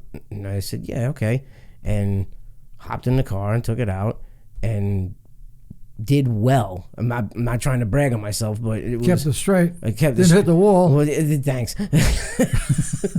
Kept it straight. Didn't hit the wall. But I remember putting down some pretty fast laps, and one of the fondest memories I'll have was seeing how excited you were when I rolled in. Just probably because you didn't wreck the thing. Thanks. Thanks a lot. Yeah. Oh, but you did good. Yeah, I know. Right. I know I wrecked a lot in my career. I know. You did all right. I wrecked a lot more than Peter did. I know. But what are you gonna do? Yeah, it's ride harder. It's just trying. That's really the biggest thing. So then, now back to Michael. Now you got Michael running quarter midgets. That you did that with him for a while. Yeah, we used to go up to Thompson every week. We're back and forth to Thompson. Do you think, were you doing all of that quarter midget racing with Michael because you think that it was something you missed out on doing with us? No. No? No, I never compared you guys with Michael. I thought it was always a money thing. Right. Because Peter put a lot of money into little cars. Yeah, I know. So did I. Yeah, I helped Michael with his. He put a lot. You guys. It's expensive little cars. I mean, it's you're paying almost the same for a shock for the quarter as you do for a midget. Really, it's crazy. It's what they get. But no, I never felt that way. Okay, what did you think when he hopped in your car for the first time? Peter? Michael. Yeah. Michael hopped in your car. In the Essling or the light car? Both, either one. I mean, you're going from quarter midgets to now a full-size race car. Actually, Randy Cabral was the Cabral family, super people. Mm-hmm. And Randy let Michael use his car at Waterford. Mm-hmm. And the kid did good. He kept it straight, and no problems, right? And that was his first time in a light car. It was at Waterford. And Pete Villari come over and goes, "You're screwed." What do you mean you're screwed? He says, "You're screwed now. You're going to be buying cars." I said, "No. Yeah, you're screwed." He said, "Sure shit." Pete, we bought his car. Yeah. We bought Pete Villari's car. Pete was good. He gave us a good deal on the car too. Yeah. But we bought his car, and Mikey's first race was at Thompson. The next season, That's right. that was the opener. I thought he ran the light car once at Waterford, and then Yeah, but that was Randy's car, Okay. not your own. our own car. Okay. And then, his first race the next season was Thompson, and he did good. He did good. It crapped out because they didn't clean the nozzles between. It picked up crap if the tank and the nozzles got plugged. He had to pull it in, but before that, he was staying straight, wasn't getting people's way, so he was doing all right, you know. That's good. And he did good. Then when he first got into my car, was a warm up. We brought it to Waterford, and he took it out in a warm up, and I got that on tape. He's still good. So. Well, before that though, he did a year of micro sprint racing in PA. Oh, the dirt car, Right. the 270 mini The sprint. 270 micro. Yeah, he did that. Yeah. What were your thoughts on the dirt stuff? Because you guys did it for like 1 year, but it looked like you were having. I only got to see 1 or 2 races, but it looked like all you guys were having fun. You were winning. Michael won 3 races. He won 3 or 4 races. Yeah, it was fun. It wasn't so much fun afterwards, though. The upkeep on that thing was terrible. The cleaning.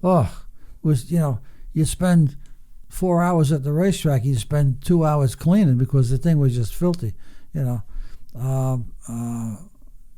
And we lost some motors because the 2-stroke, we found out after you went through 3 or 4 motors, pistons anyway, you burn pistons, that depending upon if the track is heavy, you got to jet it a certain way. If the track is dry, you got to jet it a certain way. Mm-hmm. And we were knowing we just left the jets in it because the thing was running decent. Mm-hmm. Little did we know that it depended upon the consistency of the track, you know. But yeah, it was fun. It was nice. It was the people. The people down there were great. I'll tell you. Yeah. They were super nice. We pull in there. We leave the house at maybe 8:00 on a Friday night. Pull into Greenwood Valley, 1:00 in the morning. Pull right in, sack out with the motorhome in the pits. Mm-hmm. You know, the people were great. They were just, they were good.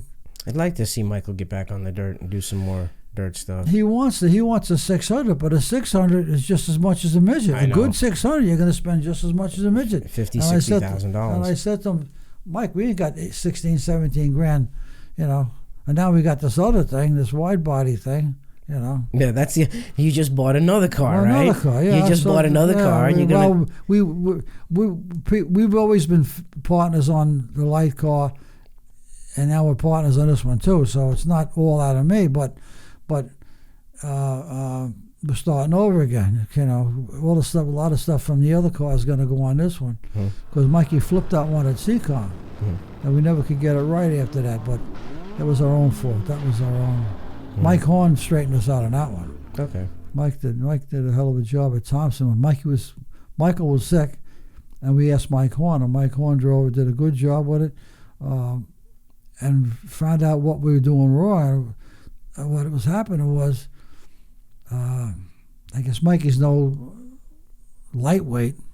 Right, he's a big kid. He's a big kid, and the seat was bottom out on the torque tube.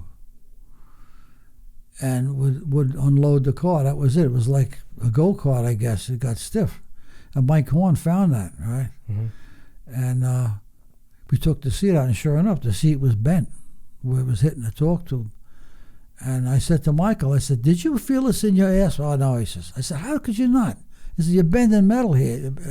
You didn't feel it? No, I didn't feel it. So maybe because he had a lot of meat on his ass, or I don't know, he's just so excited, or you get in another zone. I guess the adrenaline kicks in, you don't feel. Right. So, but I mean, it wasn't his fault. Now we know. So, the other thing too, but I don't think people realize in NEMA is you raced in NEMA for 20 years before you won your first race. Yeah. For 20. Now, I talked to Peter about this when we had him in. In a way, he was happy that it went that way because he was happy that your son gave you your first win as a car owner. Was that your proudest moment ever in racing? I said, this is great, man. Yeah, we win your first race. After 20 years, you got to be shitting me. It was great. Now, I was in that race, too. You were in the race, too. And what made it good was you were in the race. My two kids were in the race with both of my cars. And Chris Romano was the announcer. He announced the show. It was just a good night. I mean, it was a good night. Now, I was obviously... What happened was, I'll tell you what happened. Okay. We went... Peter starting on the pole or something, right? Third. No. In the feature start, I'm talking about the heat. Oh, okay. And he says to me, as he's getting ready to go out, he said to me, get ready for your first win. I mean, he thought he was going to win that heat, right? Something happened. He did something, and he wound up second or third, right? So he came in. I go, see, smart ass, you should have kept your mouth shut, right? So let that go by. Then he started third in the feature, and that's when he won the feature. He went out and won it. Yeah. So I said to him, don't count your chicken before they're hatched, because you took birdie for your first win. Okay, yeah. I said to him, watch what you say. And I can only imagine what you were like up against the fence during that race, because, I mean, I couldn't see because we were both on the track, but, I mean, it was good. Were you climbing the fence? I wasn't climbing the fence. I had my fingers and toes crossed. Nothing was going to happen. And Don Duval said to me, Pete, get going. Your kid's going to win this thing. We were sitting in the pit stands at the store. And I ran down and waited. And as soon as he threw the check, I ran out in the track. We all ran out. Oh, I know. Yeah, you were there. I know. Ran out. Your shorts were falling off of you. My gosh, my moccasins were flopping. Oh, Christ. Oh, my God. It was a good... It was the only time in my life that I had ever seen you shed a tear. Oh, yeah. That was the first time in my life. Happy tear. It was happy. It was a happy tear. I got you. It was good. What yeah, that was a proud moment. That was one of your happiest memory easily in the sport, the first win? Oh, yeah. You always forget. You never forget your first win. Right. And then he got one at Waterford. And then Beach Ridge. And that's it. So I got 3 wins with my kid and my car. I can live with that. And beat huge names do it. I never got any more than that. If I never get another one, I'd like to, but oh well. I got. Do you think that same feeling is going to happen when Michael wins his first race? Oh, I think so, yeah. You think so? Oh, yeah. That swell of pride? Oh, yeah. And all that, yeah. Your brother gets nuts. You think I get crazy.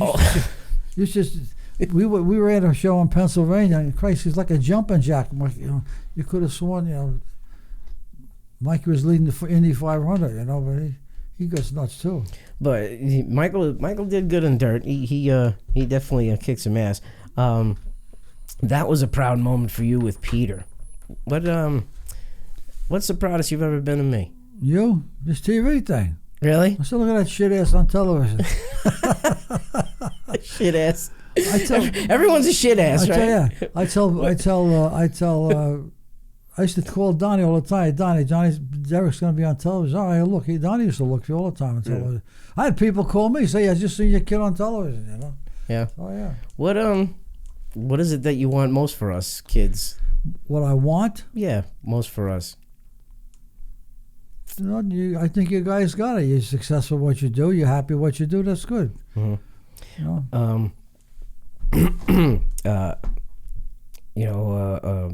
Over the years, there's tons of memories and things that we've all done. What is one of the biggest memories that you have from racing? Like besides the wins, what is some of the things that you enjoy the most out of it? Well, the friends we made, the people. You can't beat the people. I mean, I will fight with people, right? Argue with someone, right? And then they'll come to me and say, Pete, you got this? I say, sure, take it. Go ahead. And I'll do the same to them. I've done it. Gene one time, oh boy, I'll tell you a quick story. We were at Monadnock, and during warm-ups, Barry Knight was driving my car. And coming into the pits, you come down that little hill at Monadnock, he ran into the back of Gene's car, right? So, it was an accident. He didn't mean to hit. It was just everybody checked up going down pit road, and he just happened to run into Gene's car, right? For some reason, it infuriated Gene. Gene went nuts, right? So, I didn't see this happen. But Barry came in and says, hey, I just run into Gene's car. He's doing any damage? No. He said, just, a little tap and bang coming down pit road. All right. So we wanted to change a set of gears. He said, I think we need more gear in this thing. So I says, hey, Barry, go to Gene. I know he's got the gears. See if he'll let us a set of gears, right? Okay. So Barry goes over to Gene. Barry comes back. Gene says he won't give it to us. I said, what do you mean won't give it to us? What do you mean won't give it to us? He said, because I ran into his car. I said, you kidding me? He wants to play them games. I said, all right. I walked over to Gene. I said, Gene, can you borrow him a set of gears? He said, you got to apologize. I said, apologize? I said, tell you what, you stick them gears up your ass. How's that? There's your apology for you, right? And I walked away. 10 minutes later, Jack Gene came on says, Gene says, use the gears. He sees the gears. You know why? I told him to stick them gears up his ass. One Italian to another. Yeah, I said, yeah, stick them gears up your ass, Gene. And then he respected you. And then Jack came over. He was saying, Gene said, use the gears. What was his nickname for you? Me? Gene. Mazda P. Well, besides that, what was it? El Duce, right? Did he used to call you El Duce? No, maybe he might. I might have, but he gave me. He's the one that hung Mazda Pete on me, right? Because I had the Mazda, which has stayed with you your entire career, good, yeah. even after the Mazda got banned. Yeah. That's the other thing. Oh, that pissed me off big time. Okay, tell us that story. I put the Mazda back in the car, right? I had it. Peter he put the S-Linger in a drying car. I think he got from Timmy Bertrand. Well, I don't know who he bought the car from. Mm-hmm. Anyway, he had the S-Linger, and I got permission to put the Mazda back in the stealth car because you had to go. You had to get a special dispensation, So I put it in there, and we ran it a few times. It wasn't running. It was making. It had a giant exhaust on it, and made ungodly noise. The thing made, and blow flames out of it. It used to load up with fuel. So it wasn't even close to being competitive. So I talked to Timmy Bertrand, I think it was, and he said, "Why don't you try run it as a light car?" Because the lights had just started back then. So I ran a couple of times as a light car, and then all of a sudden, I get a letter. Peter says I got a phone call, but I don't remember the phone call. I remember, I think, another letter that the rotary was banned from any further, right? And I thought to myself, nobody had the balls to call me and tell me on the phone. They had to give me a letter, right? I thought that was pretty shitty, right? At least call me, right?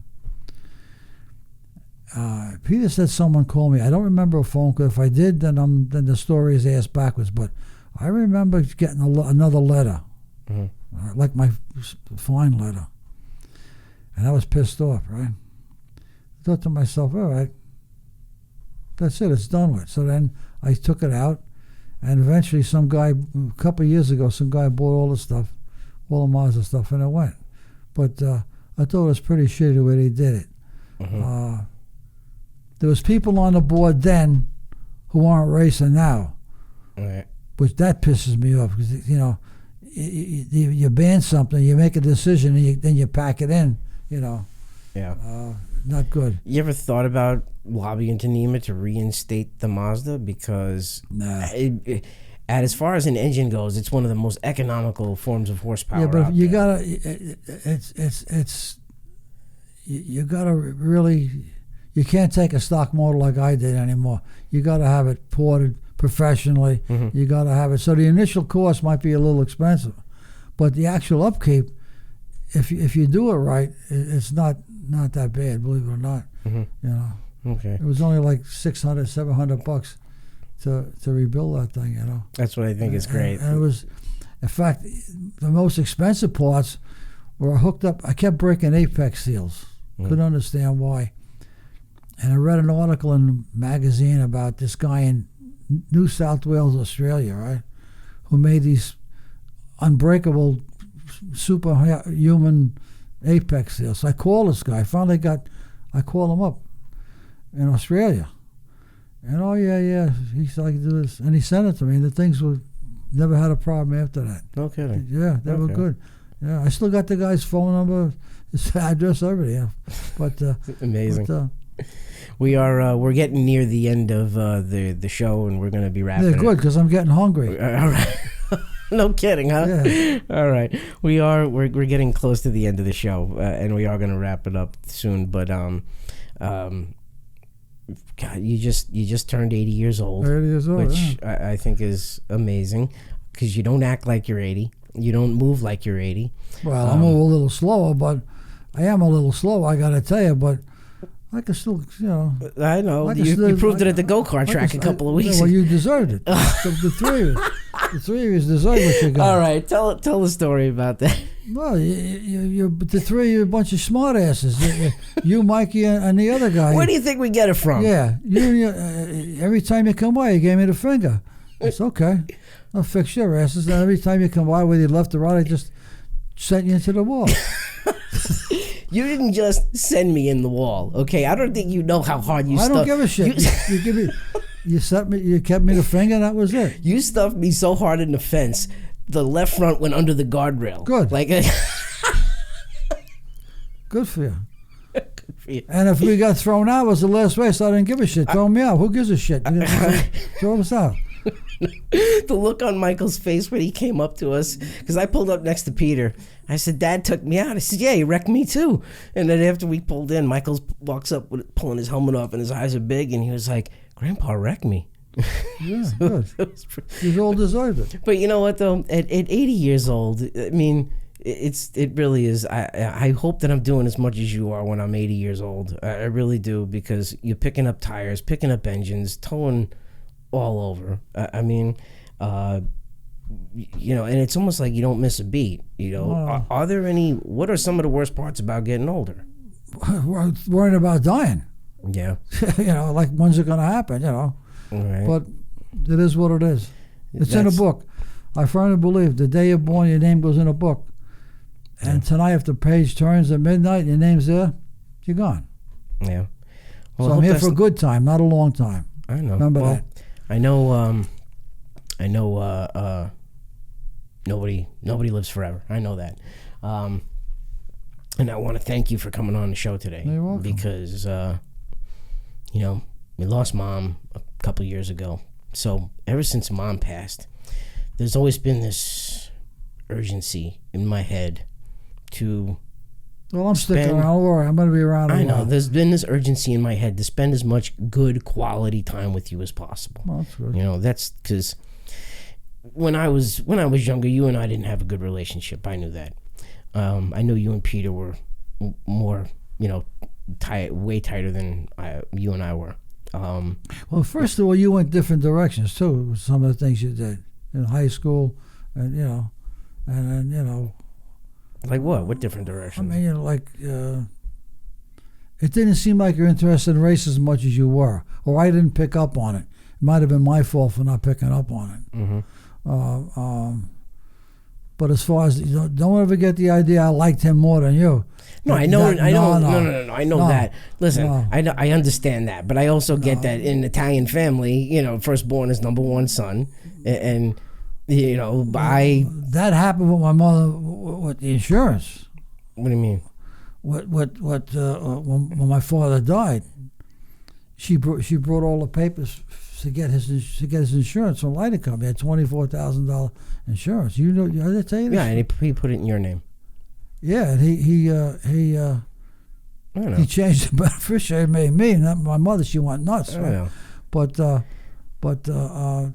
don't ever get the idea that I favor one over the other. I know. The three of you broke balls and give me a hard time. So. I know.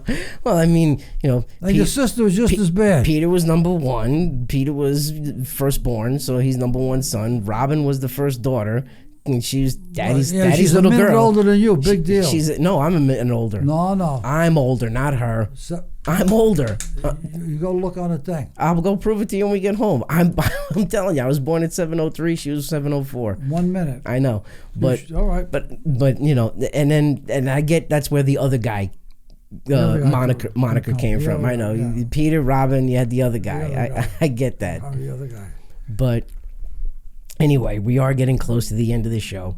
I want to wrap it up, but I also want you to know how much it means to me to have you on the show. Good. Because I'm glad. Thank you. You know, we had Peter on the show. You probably want me to say fuck more, but if you want to, you know, I'm sure you dropped enough. But it for me, it means a lot to have you on the show because none of us are going to live forever, but this video will. So I'll be able to show this to, you know, not my kids. I'm not having any kids, but my grandchildren. That you know of. That I know. That I know of. But what I'm gonna, what I'm saying is that years from now, you know, the family or people in NEMA or whatever will be able to see this and see you, and then for me to be able to sit down with you and have this time means the world to me. Good. Thank you. You know, because years from now, I'm going to be able to go back and watch this. You know. And you tell me when it's going to be on. It will. It'll be on soon. All right. But anyway, yes, thank you for coming in. It means a lot to me to have you here. It really does. We probably went a little longer than usual, but that's okay. Oh. Just you were or you are the #1 most requested guest to be on this show. I don't know if you know that or not. Well, I don't know. Reggie Ruggiero was the most requested return guest.